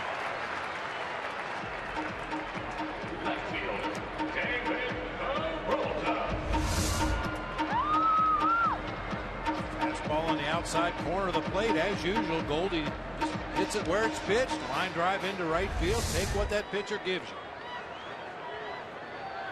David Peralta drove in a run with a sacrifice fly back in the 1st. He flat out his last time.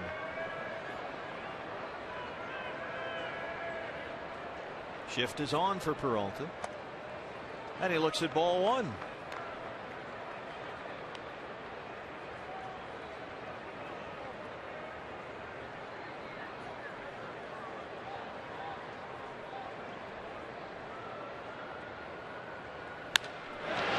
Base hit. Diamondbacks bats have come to life here in the 6th. 2 on and 1 out for Lamb. Other than that 1st inning, DeGrom has not had to pitch out of the stretch much. Had a 2-out walk in the 3rd. David Peralta quickly flied out to left field. Had that Colementor walk in the 5th inning, and then Inciarte quickly grounded into a double play. So put him in that stretch for a while, see what happens. And he's talked about that. It does affect his mechanics a bit because he is just so relentless with strikeout after strikeout that oftentimes he'll go 3, 4, or 5 inning stretches, never having to pitch from the stretch. And then suddenly when he does, the mechanics get off kilter a bit and he gets in trouble. We'll keep our fingers crossed. 2 on, 1 out for Jake Lamb. Back in the starting lineup. So far he is 0 for 2. He has struck out and flat out. Goldschmidt, the runner at second, Peralta at first. It's in the glove of DeGrom. They get Peralta and they cannot turn 2.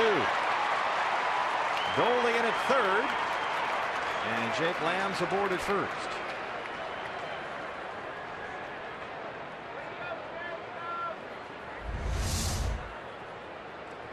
This is the kind that many pitchers will pick up and fire into center field, but DeGrom gets it on the money to Flores, who can't complete the double play. That's better than what it could have been. Peralta goes in there just enough to disrupt Flores and keep him from turning that double play. Dan Orthen, the pitching coach, out there now. 2 on and 2 out, and Chris Owings will be the hitter. So far, he has just been overmatched against DeGrom. CO is 0 for 2 with 2 strikeouts. Trying to extend what is already a career-high 10-game hitting streak.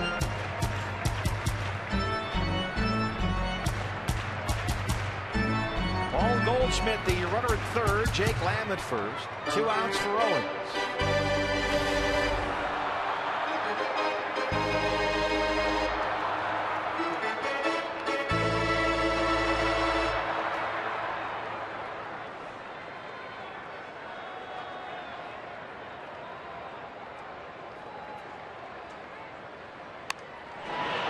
Up a bunt attempt. Here comes Campbell, makes a great bare-handed play, but Owens beats it out. Goldie scores 5-3, and Terry Collins up on the top step.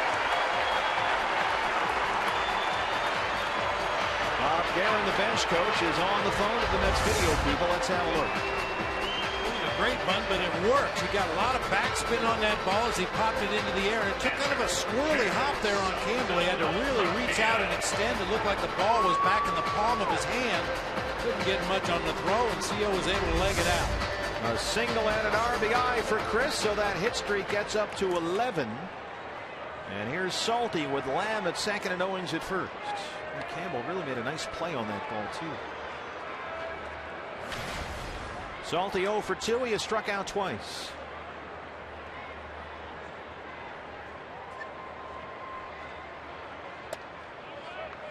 Ball one.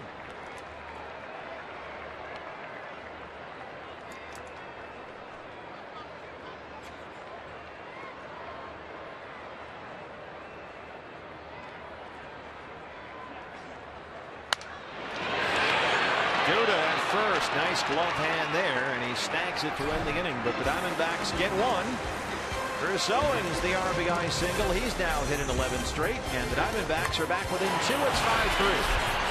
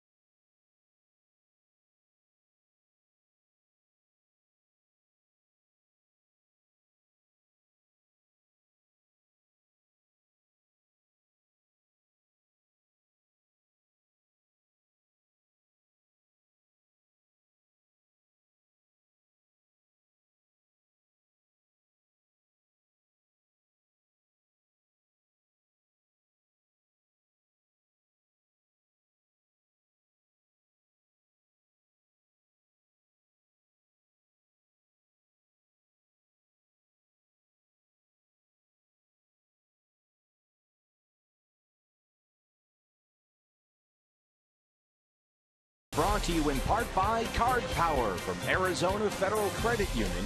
Now that's the power of us. Fun times at the RamTruck.com pool area. Another close ball game for you here on Fox Sports Arizona. The Diamondbacks and the Mets. New York leads at 5-3. And for the 13th straight game, a Diamondback starter will not pitch into the 7th inning. As we open up the 7th, it's the former Met, Oliver Perez. Ollie coming into the ball game. 3 of the next 4 hitters for the Mets are left-handed. This might be, as Mel Stottlemyre Jr. likes to put it, this is his pocket of the game right here. 3 of 4 hitters batting from the left side of the plate. They've got DeGrom, the pitcher, will lead it off. Granderson is a left-hand hitter, the leadoff man. Then Tejada, a right-hander, and Duda, the lefty, behind him. DeGrom so far 0 for 2. He has grounded into a double play and popped up.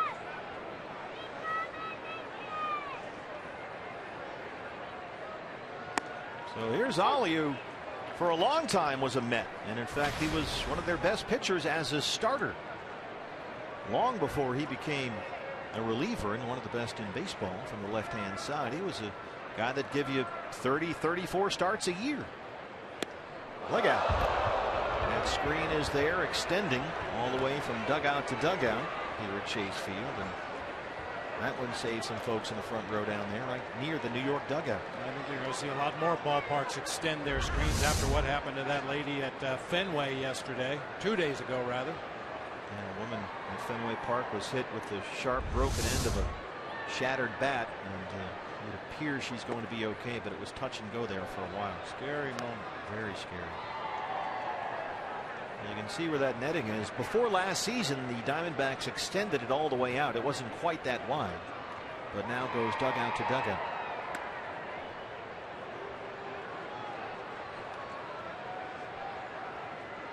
The woman at Fenway Park was sitting behind the dugout. And that broken bat came flying in there. 2-2.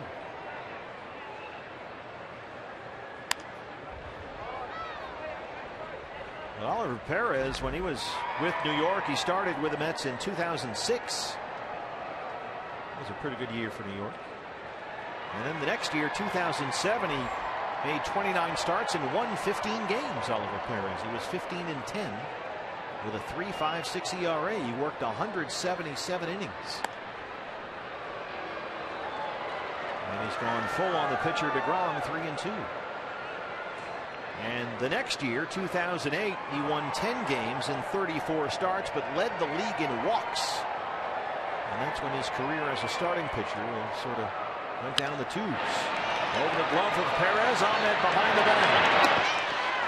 Raleigh has been reborn, first with Seattle and now with the Diamondbacks as a very good reliever.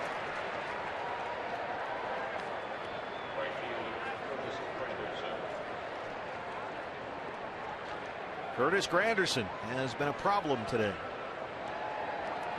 2 for 3, both his hits home runs.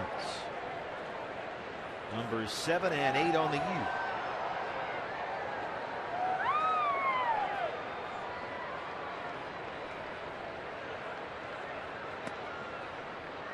This was Granderson to lead off the ball game, the third leadoff homer given up by Josh Colminger this year. And then Granderson in the 5th. And as Bob mentioned, both homers leading off innings.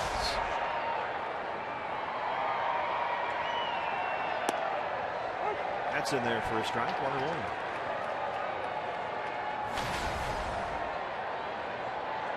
Granderson this year reunited with his former Yankees hitting coach Kevin Long with the Mets.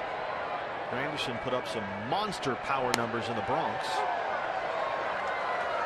And Met fans hoping that Long can help the Grandy Man, as he used to be known in the Bronx, get that power stroke back.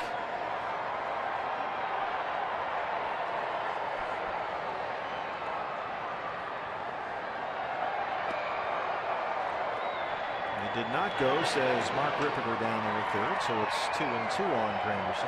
Well, if I'm not mistaken, Kevin Long was the hitting coach that got Granderson to keep both hands on the bat on his follow-through. He was one of those guys who used to take the top hand off and really finish with a high right hand. And Kevin Long said, I think there's more power in that swing than you're showing. Why don't you try to keep both hands on the bat, get a little more extension, a little more strength through the point of contact. And Granderson, of course, taking advantage of Yankee Stadium and pulling the ball to right field, started to hit a lot more homers. Yeah, he was playing in a ballpark absolutely custom made for him at Yankee Stadium with that short right field porch.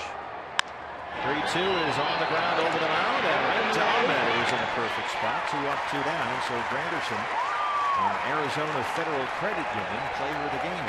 2 home runs so far, but 2 outs in the 7th. And here's Ruben Tejada.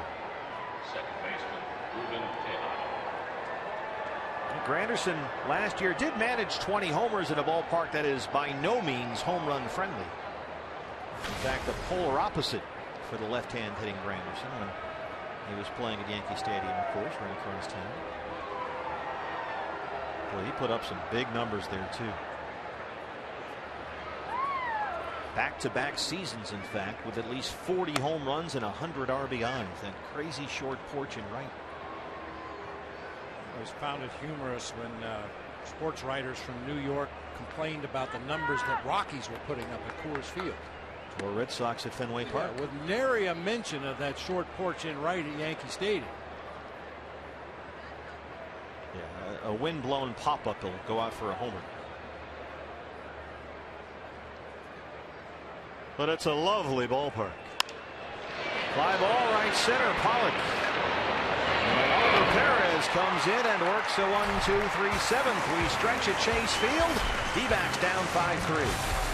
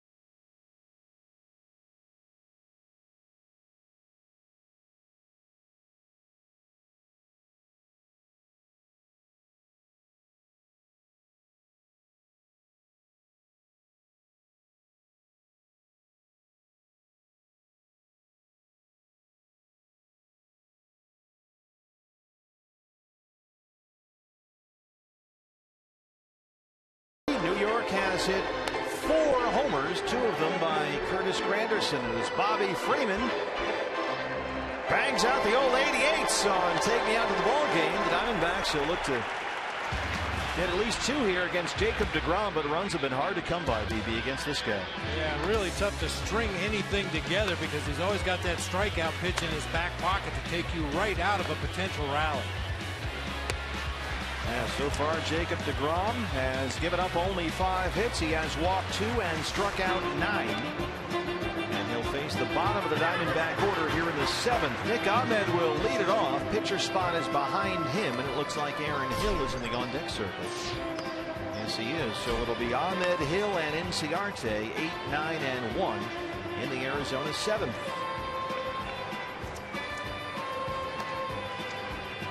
Follow the Arizona Diamondbacks all season long with MLB.com at Bat. It's the #1 app for live baseball. At Bat is up to the moment at any moment with in-game highlights, live look-ins, replay reviews, radio broadcasts, StatCast, and a whole lot more. You can get MLB.com at Bat for your smartphone or your tablet. David Hernandez activated this morning, throwing in the Sanderson Ford bullpen, coming off Tommy John surgery. What a moment this would be for David. And with the Diamondbacks ready to hit for Perez, it looks like Hernandez will get the 8th. Ahmed so far 0 for 2. He has struck out and grounded out.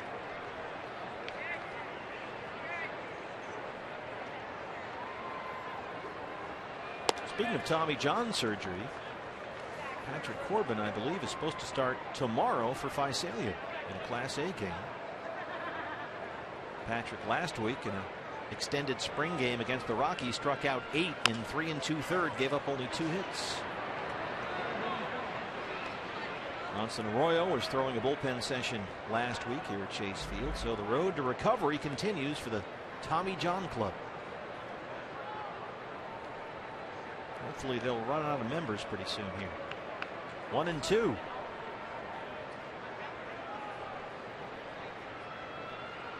Well, the unfortunate reality is there'll always be somebody to take their place when they come back after rehabbing from a Tommy John. It's just been such a successful surgery, other than the fact you have to sit out a full year to recover, but guys have come back amazingly well from Tommy John surgery. And of course David, he has not pitched on a big league mound since the final game of the 2013 season. And his surgery March 24th, performed by Dr. James Andrews last year. He's injured right around the Australia trip. But boy, that Australia trip seems like a long time ago, and this seems very much a different ball club. We are on the road after this one. Mike Bolsinger, former D-back great, is on the mound for those Dodgers tomorrow night against Ruby De La Rosa, former Dodger great, in the opener of a 3-game series. Duda in foul ground. Let's take a look at the upcoming road trip. Let's go places, brought to you by your Valley Toyota dealer. So we go after the ball game today to LA for 3 against the Dodgers. That's De La Rosa, Ray, and Hellickson. Off day Thursday, we're at AT&T Park, San Francisco for 3 against the Giants next weekend. 2 games in Anaheim. We go back to LA Monday and Tuesday, and then the Angels come here Wednesday and Thursday for a home and home. So we will be BB road warriors here over the next week and a half or so. Here's Aaron Hill. West Coast. Jet out to the coast. You know, we said it last time the Diamondbacks went to LA. They caught a huge break. You may remember they missed all the big boys in the Dodger rotation, but the series didn't go so well. And once again, as you mentioned, Bolsinger in game 1, Carlos Frias in game 2, Brett Anderson in game 3. No Kershaw, no Greinke. Kershaw beat the Cardinals last night. They finally figured out a way to beat St. Louis over there. Aaron Hill 4 for 13 this season as a pinch hitter. And he looks at strike 1 as 3-1. Yeah, Mike Bolsinger. Can you explain this to me? He's this year with the Dodgers 3-1 with a 1.98 ERA. No, I can't. I didn't think so. There's a 1-out walk. And the Diamondbacks will get the tying run to the plate here in the 7th. DeGrom at 100 pitches, 61 for strikes. 3 walks in the game for Jacob DeGrom. 2 of those have come to the 9 spot in the order. Josh Colmenter back in the 5th inning, and now Aaron Hill pinch hitting for that pitcher spot. So Mike Bolsinger, former Diamondback great, takes on former Dodger farmhand Ruby De La Rosa. And Tuesday, Robbie Ray, who's looked so good in 2 starts for the Diamondbacks this year, gets Carlos Frias. That's Tuesday. And Jeremy Hellickson against the left-hander who's been very tough this year, Brett Anderson. That's the series finale on Wednesday. All 3 games for you right here on Fox Sports Arizona. Diamondback Line pregame show every night. Comes your way at 6:30. Yeah, you like having the lefty Robbie Ray go game 2 of that series. The Dodgers have some left-handed thump in that lineup. You'd like to neutralize Jock Peterson and Adrian Gonzalez if at all possible. There's Robbie Ray, Tuesday night starter. Here's Ender Inciarte, who led off the game with a double and then scored a run. He is 1 for 3. And the double by Inciarte, the first extra base hit allowed by Jacob DeGrom in 33 1/3 innings. D-backs have been out hit 9-5. They trail at 5-3. We'd love to get down to David Peralta's spot in this inning. I think at that point Terry Collins would almost be forced to go get DeGrom because the Diamondbacks would have something going here in a 2-run ball game. He's got a lefty warming up in the bullpen. The reason I say for David Peralta, when you have back-to-back lefties in the lineup, I always felt like the first one in the order should be somebody that you will pinch hit for, because Terry Collins is likely to go to the left-handy for David Peralta and Jake Lamb back-to-back in the order. And you could take David Peralta down for Yasmani Tomas and get a good matchup with Tomas on a lefty. Tomas on the bench, not in the starting lineup today. There's Yasmani.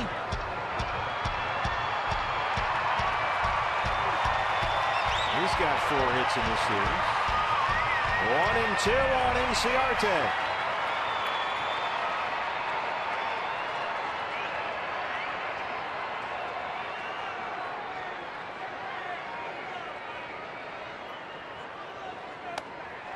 Got him.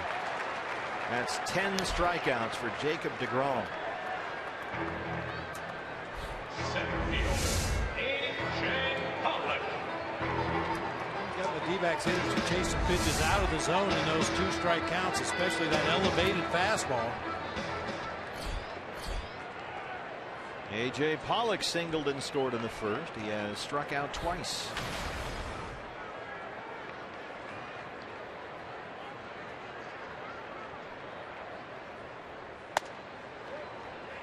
DeGrom last time Monday at Petco Park, 8 innings of 2-hit ball against the Padres, 8 strikeouts. 8 innings of 1-hit ball against the Cardinals May 21st. He had 11 strikeouts. He's in double digits again here today. 1-0 to Pollock. That is a foul ball.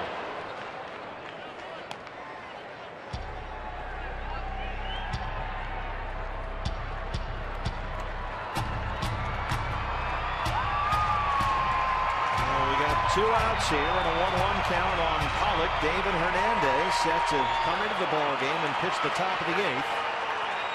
His first major league appearance in more than a year.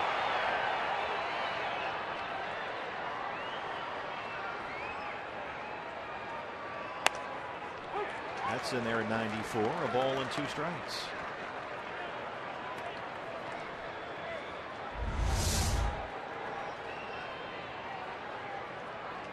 Maybe one of the red seams on the edge of the corner there. Jacob DeGrom, 6'4", 180. Just a skinny guy, but boy, can he throw hard. 1-2 pitch. It's even 2 balls and 2 strikes. Goldie would be next. Well, the hair kind of reminds you of Jeff Samardzija, but Samardzija probably has about 50 pounds or more on Jacob DeGrom. I don't see DeGrom catching touchdown passes in the Big Ten. Not with that frame.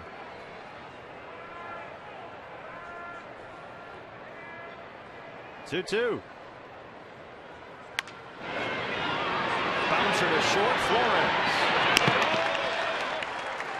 And And that ends the inning. We'll go to the top of the 8th now. Diamondbacks trail the Mets 5-3, but we will stay right here, fans, because we want to show you what we're sure is a very big moment in the life of Diamondback right-hander David Hernandez. Here he comes. Pitching in a major league game for the first time since September 29th of 2013. He missed all of last season after having Tommy John surgery on that right elbow. It was performed last March by Dr. James Andrews. And I'm confident that the entire organization has taken all the right steps to get David back to this point on a big league mound again. A guy who has been a critical piece in this Diamondback bullpen before and expects to be so again.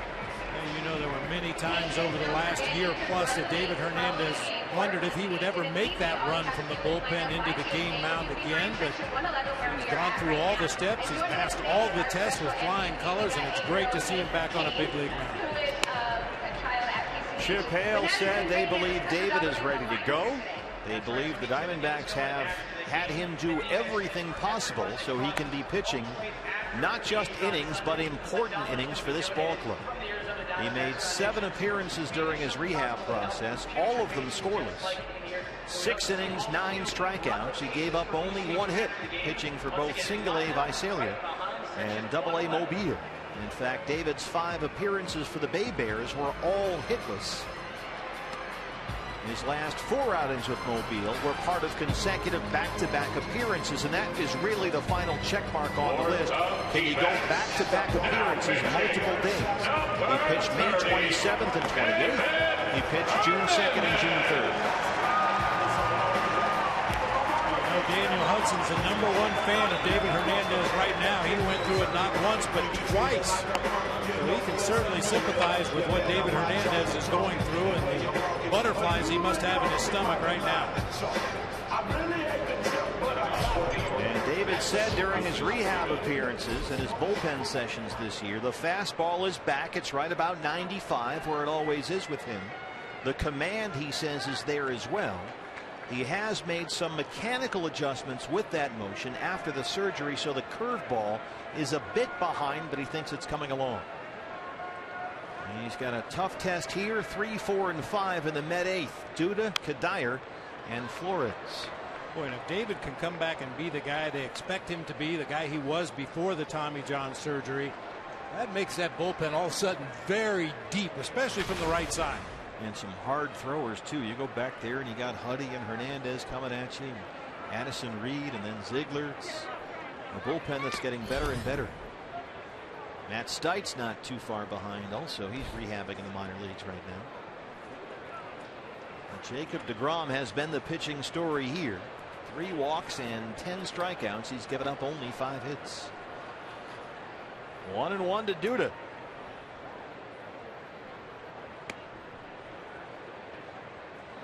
Lucas Duda 1 for 15 in the series.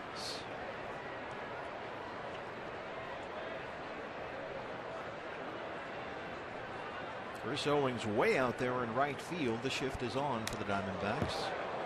Hernandez misses there. He almost hit him. It's 3-1. Oh,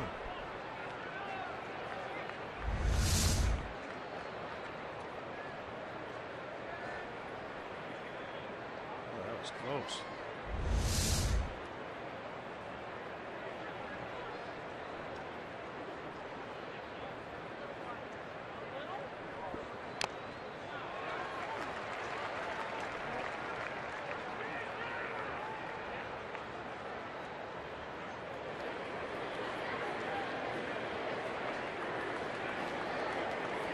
He's gone to a full count on his first batter, Lucas Duda.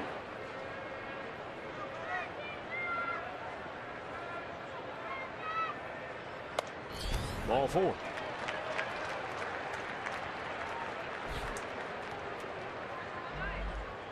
Brings up the veteran Michael Kadire. Kadire singled in the 4th. He's 1 for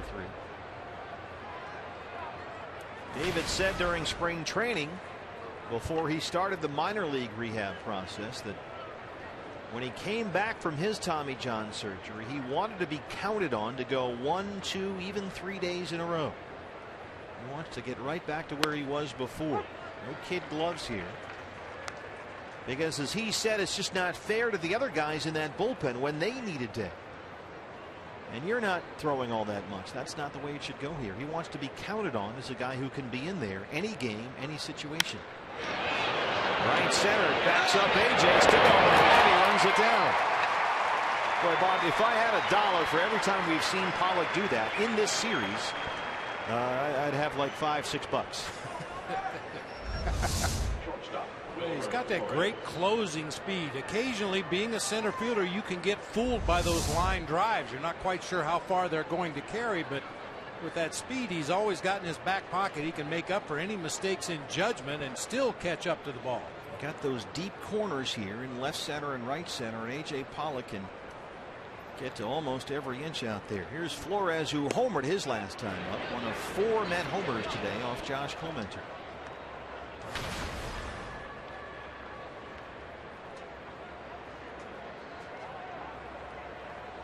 A home run extended his hitting streak. It's now at 8 games.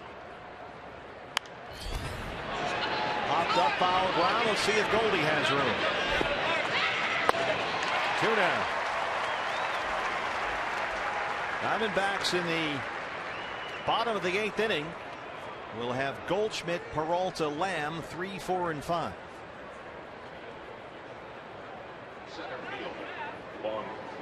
There's Juan Lagares, the center fielder, who's 3 for 3. I'm not talking about the return of David Hernandez. The Diamondbacks ultimately would like to get back to a 5-man bench, but because the starting pitchers have been unable to work deep into ball games, you've been kind of forced to carry that extra reliever in the bullpen. But you get everybody back healthy, throwing the ball the way you think they can, it would give you that option of maybe losing another relief pitcher and adding a bench player. And this was the 13th consecutive game in which a Diamondback starter did not throw a pitch in the 7th inning. Josh Clementer went 6, 5 runs all earned on 9 hits. 4 of them were home runs. 1-1 to Lagares. Keep a close eye on Duda over there. J.C. Ramirez, the right-hander, warming up in the Sanderson Ford bullpen. He's kind of lightly throwing out there. 1-2. I think more than anything else, Ramirez is warming up to protect against a lengthy pitch inning for David Hernandez. First time out, you don't want him to go out there and throw 25 or 30 pitches. You'd like to keep it under 20 for sure. And just in case things get away from David here and he gets up close to that 20 mark, I think at that point you probably see Ramirez come in. 13 pitches, 7 for strikes. 1-2 on Lagares. That's in the seats.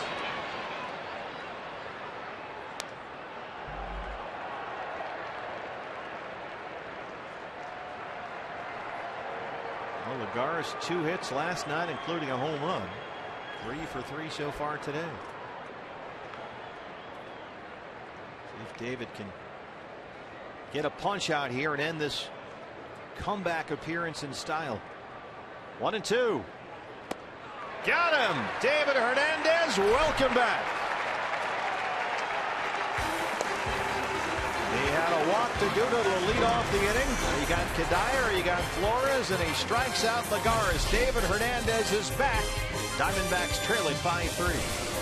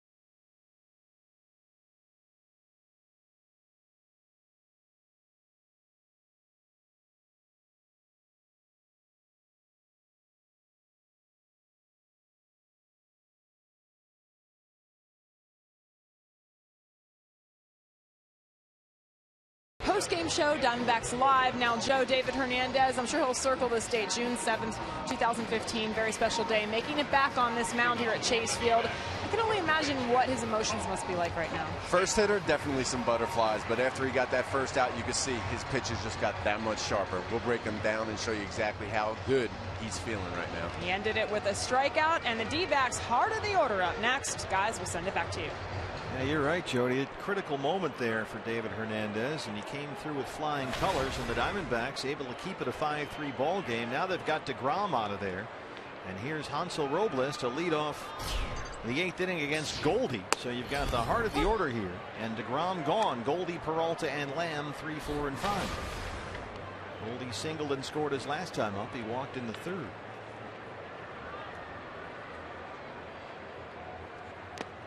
See if the Diamondback can get to this Met bullpen, although Familia is back there lurking.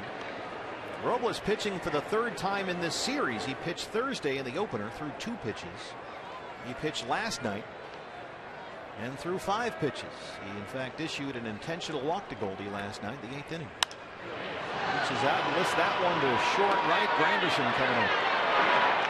No way. Hey fans, we invite you to play Kachinko by signing up at one of the 20 interactive kiosks right here at Chase Field during any Arizona Diamondbacks regular season home game. Technical glitch with Kachinko today. The game piece actually got hung up on the spinning board. To drop a second game piece. Well, when Vanessa's up there with you, you get distracted. David Peralta. And here's Jeurys Familia, the closer. Familia was really good in the opener.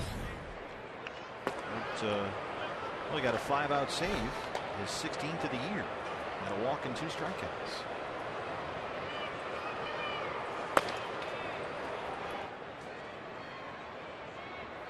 See Alex Torres, the left-hander, standing by, ready just in case. Shift is on for Peralta, and he laces one foul down the right field line just by Duda, and right through the legs of John Kladnick, our Golden Glover down there.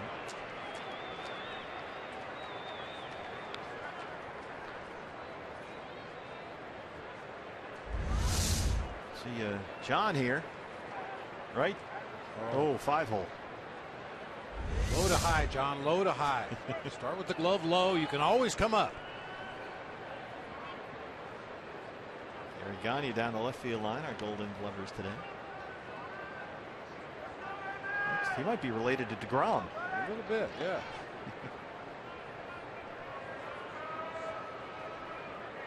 1-1 pitch. Into the shift. 2 outs.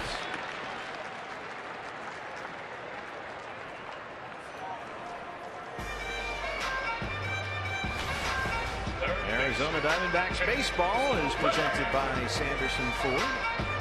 And here's Jake Lamb with 2 outs now. Nobody on.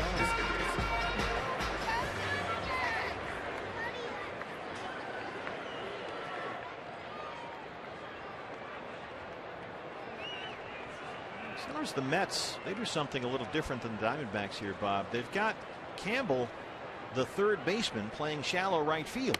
Now, when the Diamondbacks go into that shift, Yasmani Tomas oftentimes has been right by the second base bag, but Terry Collins keeps his second baseman Tejada near that bag, and he's got his 3rd baseman way out there in the outfield.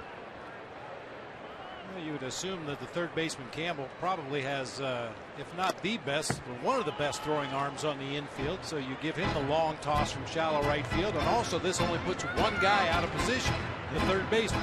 You've got Flores, the shortstop, playing all by himself on the left-hand side. This one seems to make a lot of sense, because if you get in a situation where you need to turn the double play, you've got your second baseman right there. 1-1 on Lamb. Although we saw Tomas last night turn a beauty.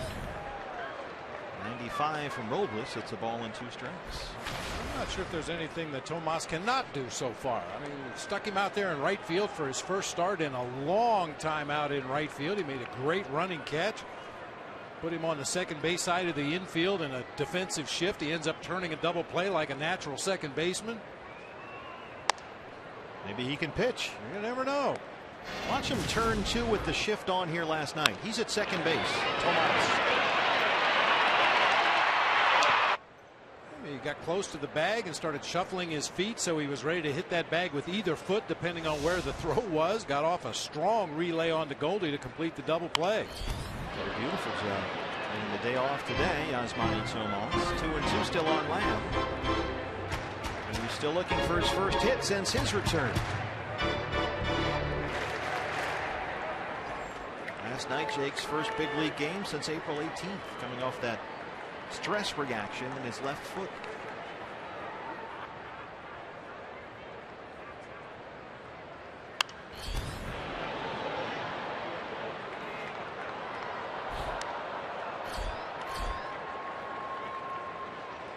Jake, 3 rehab games at AAA Reno. He was 4 for 11, had a double, 2 RBIs, and walked 4 times. The Diamondbacks saw that and they said, all right, that's enough. He's ready. And here he is. Robles misses there, and it's full 3-2. Chris Owings would be next.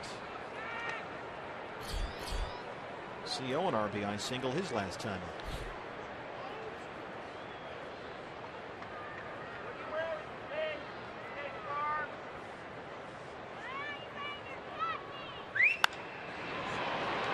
Popped him up behind shortstop. Flores wants it. And Robles works a 1-2-3-8. 9th inning we go. Diamondbacks down 5-3.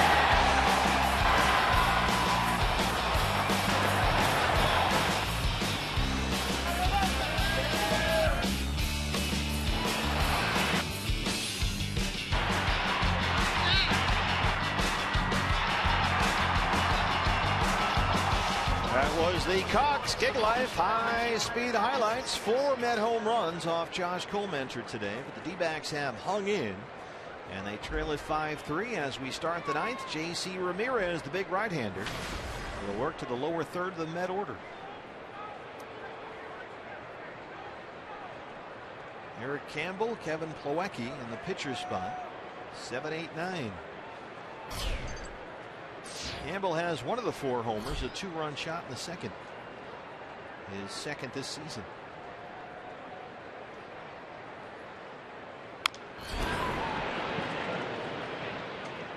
Tell you what, Bob, we talked about this with David Hernandez and Daniel Hudson back there. Even J.C. Ramirez. You got a bunch of guys now that come out of there throwing 95 plus. Big arms at the tail end of the bullpen right now, leading up to the current closer, Brad Ziegler, who doesn't have a big arm, but hits those ground balls.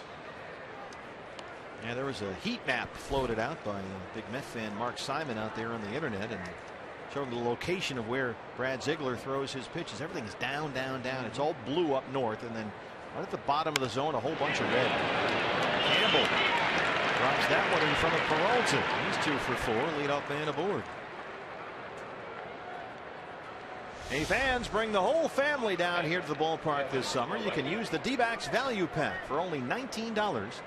You'll get a ticket to the game, a Subway sandwich, a Pepsi, and a coupon for a free cookie. The value pack available for any game this year. Buy right now online, dbacks.com/value. Kevin Plawecki, the catcher.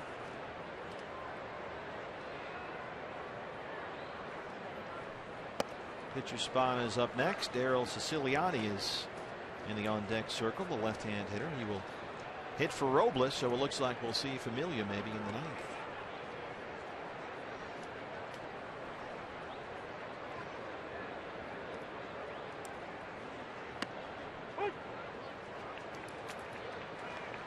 Plawecki singled in the second. He was walked intentionally in the fourth. Diamondbacks right after the ball game on a plane. We head to Los Angeles for 3 against the Dodgers starting tomorrow. Ruby De La Rosa against Mike Bolsinger. The throw from Saltamaracchia is not in time. And Eric Campbell has his 3rd stolen base.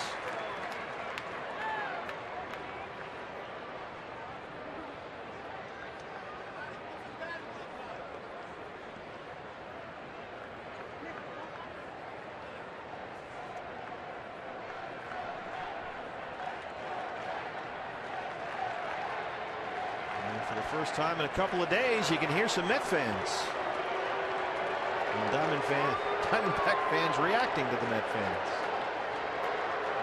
Big crowd here this afternoon, better than 31,000.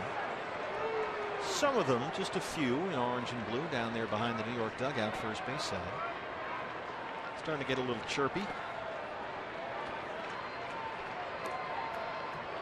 2-2. From New York. Forget about it. Missed the Met. Kevin Long, the former Yankee hitting coach, facing the screen there now with the Mets. He was a teammate of Chip Hale's at U of A. Kevin Long. 2-2 on Plawecki. Diamondback Live post-game show. Joe Borowski and Jody Jackson right after our ball game. Joe's going to break down Jacob deGrom, who came as advertised. Boy, he was something else. Only walked 3, had 10 strikeouts. Doing the Three Stooges bit out there. Dr. Howard, Dr. Fine, Dr. Howard.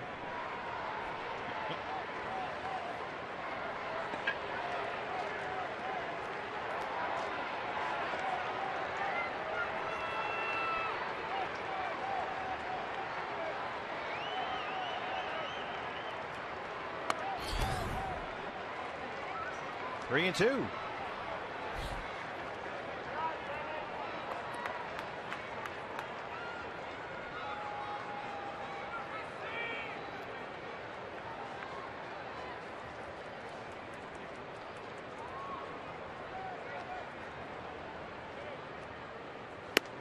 Got him. 95. J.C. Ramirez gets the first out in the ninth.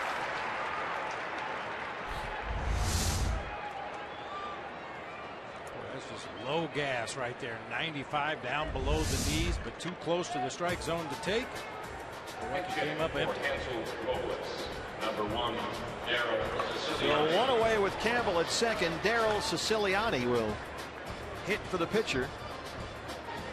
He is 1 for 7 as a pinch hitter this year. A couple of strikeouts. Siciliani hitting under 170 for the year. Called up to the Mets for his big league debut in the middle of May when they DFA'd Kirk Neuenhuis. Campbell a runner at second, 1 down. Siciliani was just tearing up the Coast League at AAA Las Vegas when he was called up. 37 games, hit almost .340 with 5 homers. And Neuenhuis eventually sold to the Angels. We'll see the Angels coming up soon. 2 games there, 2 games here. Get to see Mike Trout, Albert Pujols. Don't miss that. Get your tickets at dbacks.com. Angels beaten by the Yankees today, 6-2. CC Sabathia ejected from that ball game. Campbell takes off again. No throw from Saltalamacchia. So Eric Campbell running wild. He's got his third and now fourth stolen base this year.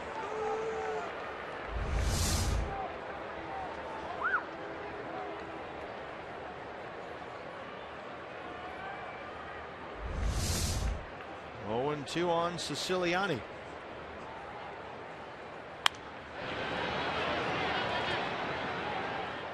Ramirez just didn't pay enough attention to the base runner out there at second base. You have to make sure he's at a complete stop.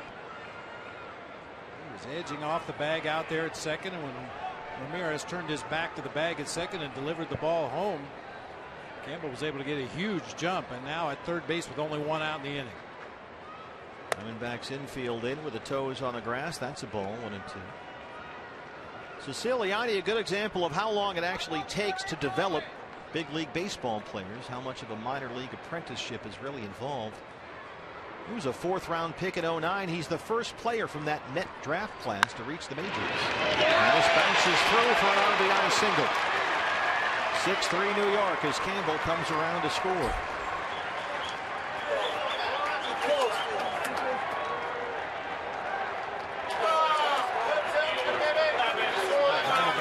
So good at the little things this year, but not holding Campbell on at second base allows him to move to third. The Diamondbacks are forced to bring their infield in, and Chris Owings has no chance to field that high hopper. Had he been playing at a normal depth with a runner at second base, the Diamondbacks get the out and have 2 outs with a runner at third right now. Here's Granderson, who's homered twice. I mean, that's the kind of thing that Diamondbacks base runners have taken advantage of this year. Opposing pitchers that don't pay attention and fall into a rhythm out there on the mound, and they just take the base. That time it backfired on Ramirez.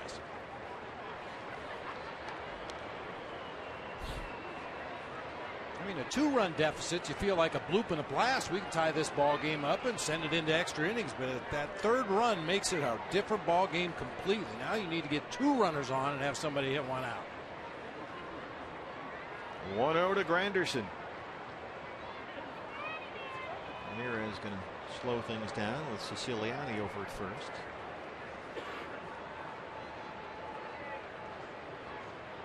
Five for 11 in the series, Granderson, including 2 homers. 1-1.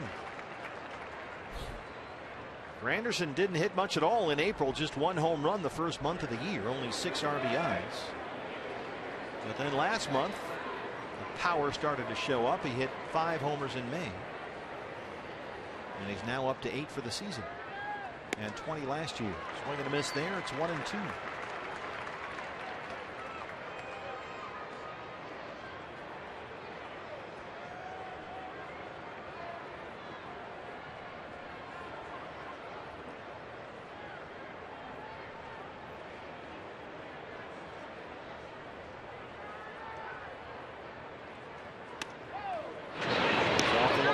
Throws down to first, but Siciliani is back in time.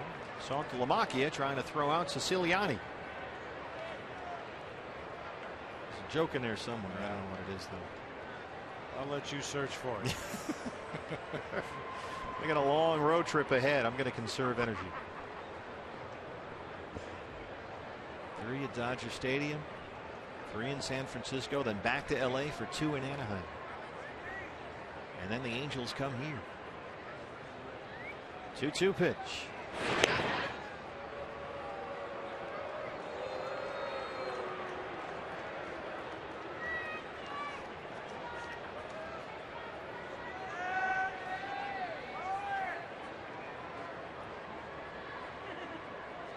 There goes Siciliani. There'll be no throw from Salty. Can't get a handle on that one.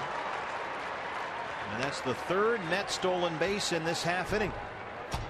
Siciliani picks a good pitch to run on, a changeup, and it actually went in the dirt. Very tough for Saltalamacchia to pick that cleanly and try to get off a quick throw. Just hit off the webbing of his glove and dropped down there.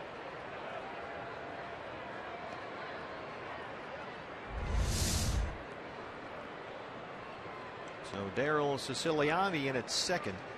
3-2 on Granderson with 1 out.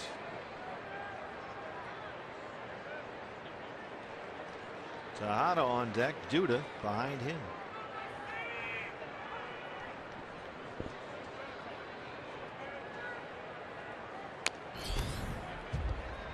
.97 that time from JC.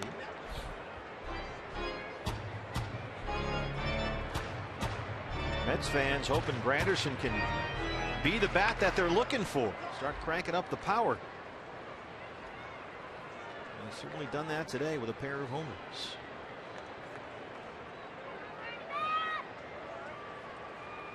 And down right to Goldie. Siciliani moves up to third, 2 down.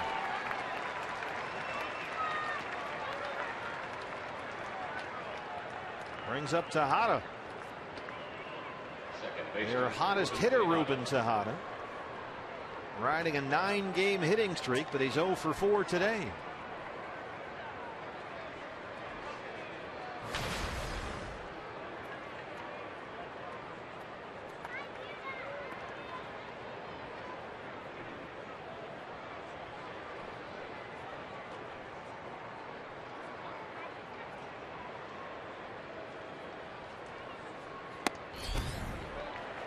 Diamondbacks in the bottom of the 9th will have Chris Owings, Jared Saltalamacchia, and Nick Ahmed scheduled up 6, 7, and 8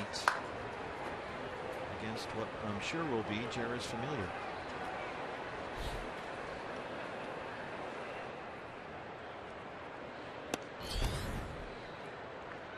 This is a 96, 1-1. Manny Tomas, though, is available to pinch hit. Pitcher spot for the Diamondbacks would be 4th in the inning. And you're going to need some base runners, as Bob mentioned a moment ago, so maybe you save Tomas. We'll see.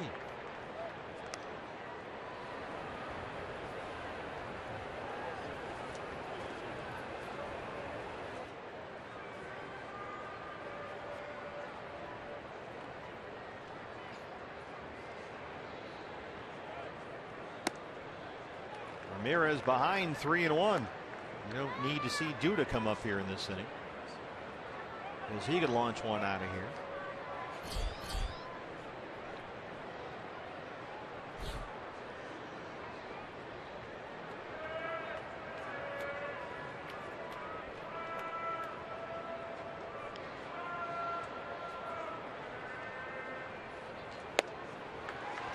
Good pitch there by Ramirez, and it's full 3-2. It's his third 3-2 count in this inning. Good hard slider there on a 3-1 pitch, an apparent fastball count. He goes to the slider, gets a big swing and a miss from Tejada that time.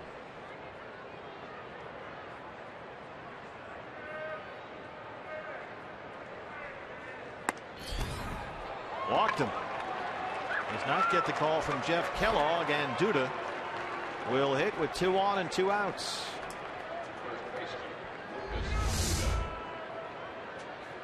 Just off of that outside corner.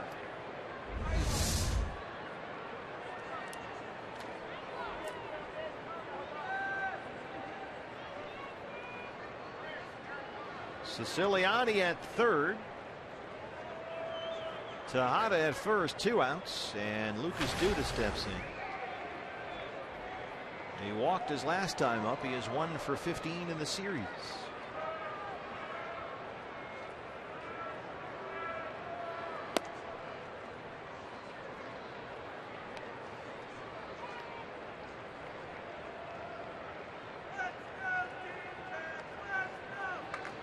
Duda is also really good at getting hit by the pitch. He's just one of those guys. He's been hit by pitches 8 times this season, 3rd most in the National League. And Tejada will take second. The Mets base runners pretty much moving up at will here in this half inning. Of course, there's nobody on the base.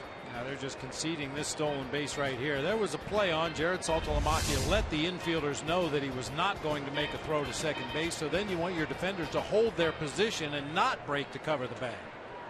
That is ruled a stolen base for Tejada, his first this year. And now with first base open, no sense in messing around with Careful there, Lucas Duda. He'll work to the right hand, hitting Kadire. Close one there.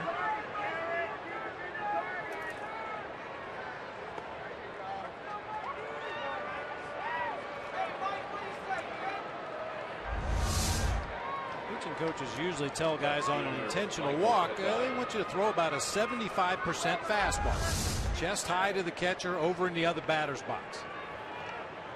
But some guys don't feel comfortable doing that. They don't really have a target out there, an imaginary target where they want to throw the ball to, so they go with that lob toss, and you see a lot of those go to the backstop. They're loaded with 2 outs for Michael Kadire. Kadire singled in the 4th. He's 1 for 4 today. And single extended his hitting streak to 12 games. He's got 3 homers during that streak, including his home run here Friday night.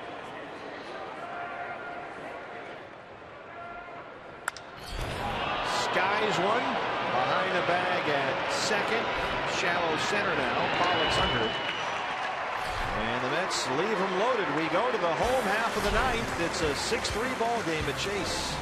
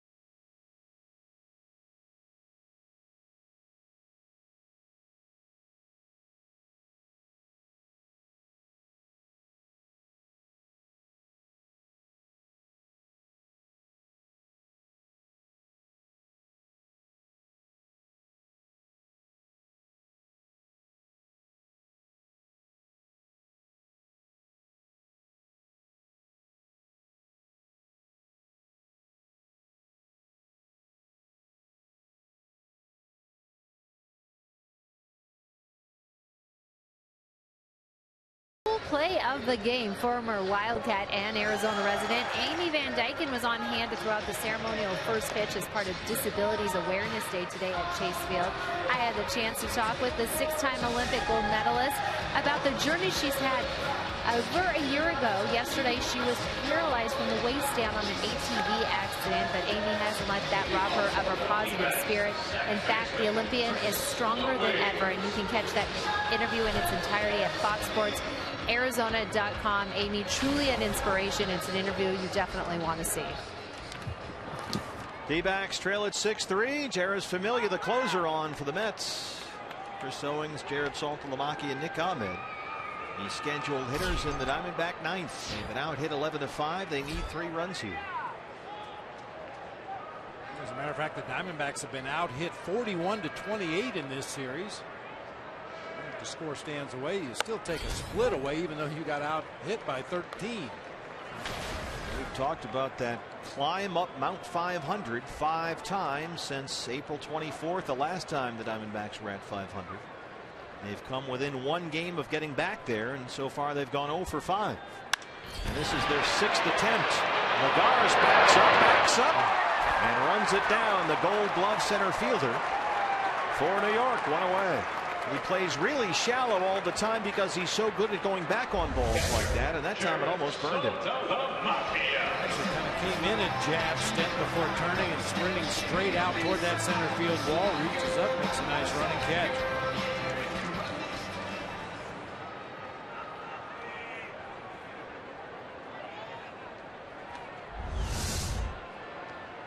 Here's Salty. Salty 0 for 3. He has struck out twice.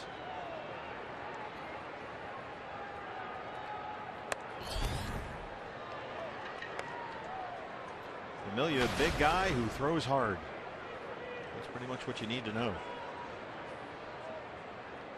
5th in the National League with 16 saves.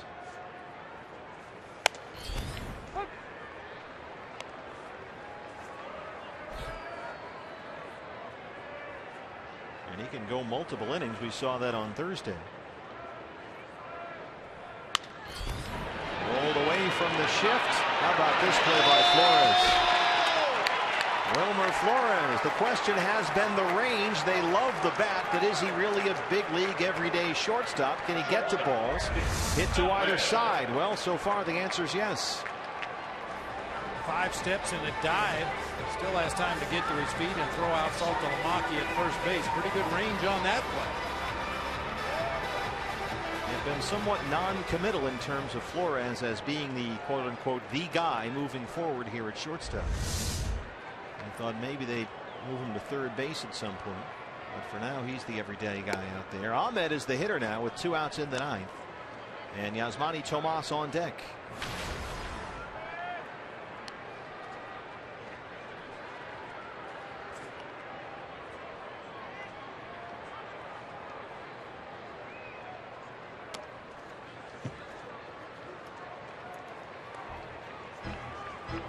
Looking for a couple of base runners here with 2 outs.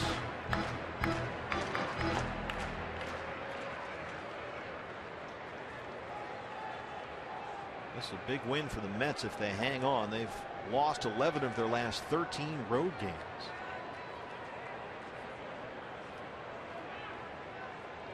The road has been rocky for Terry Collins lately. That's a strike. But that big stat we gave you is going to hold up here. If it's a Met win, they'll move to 24-3 when they score 4 or more runs this year.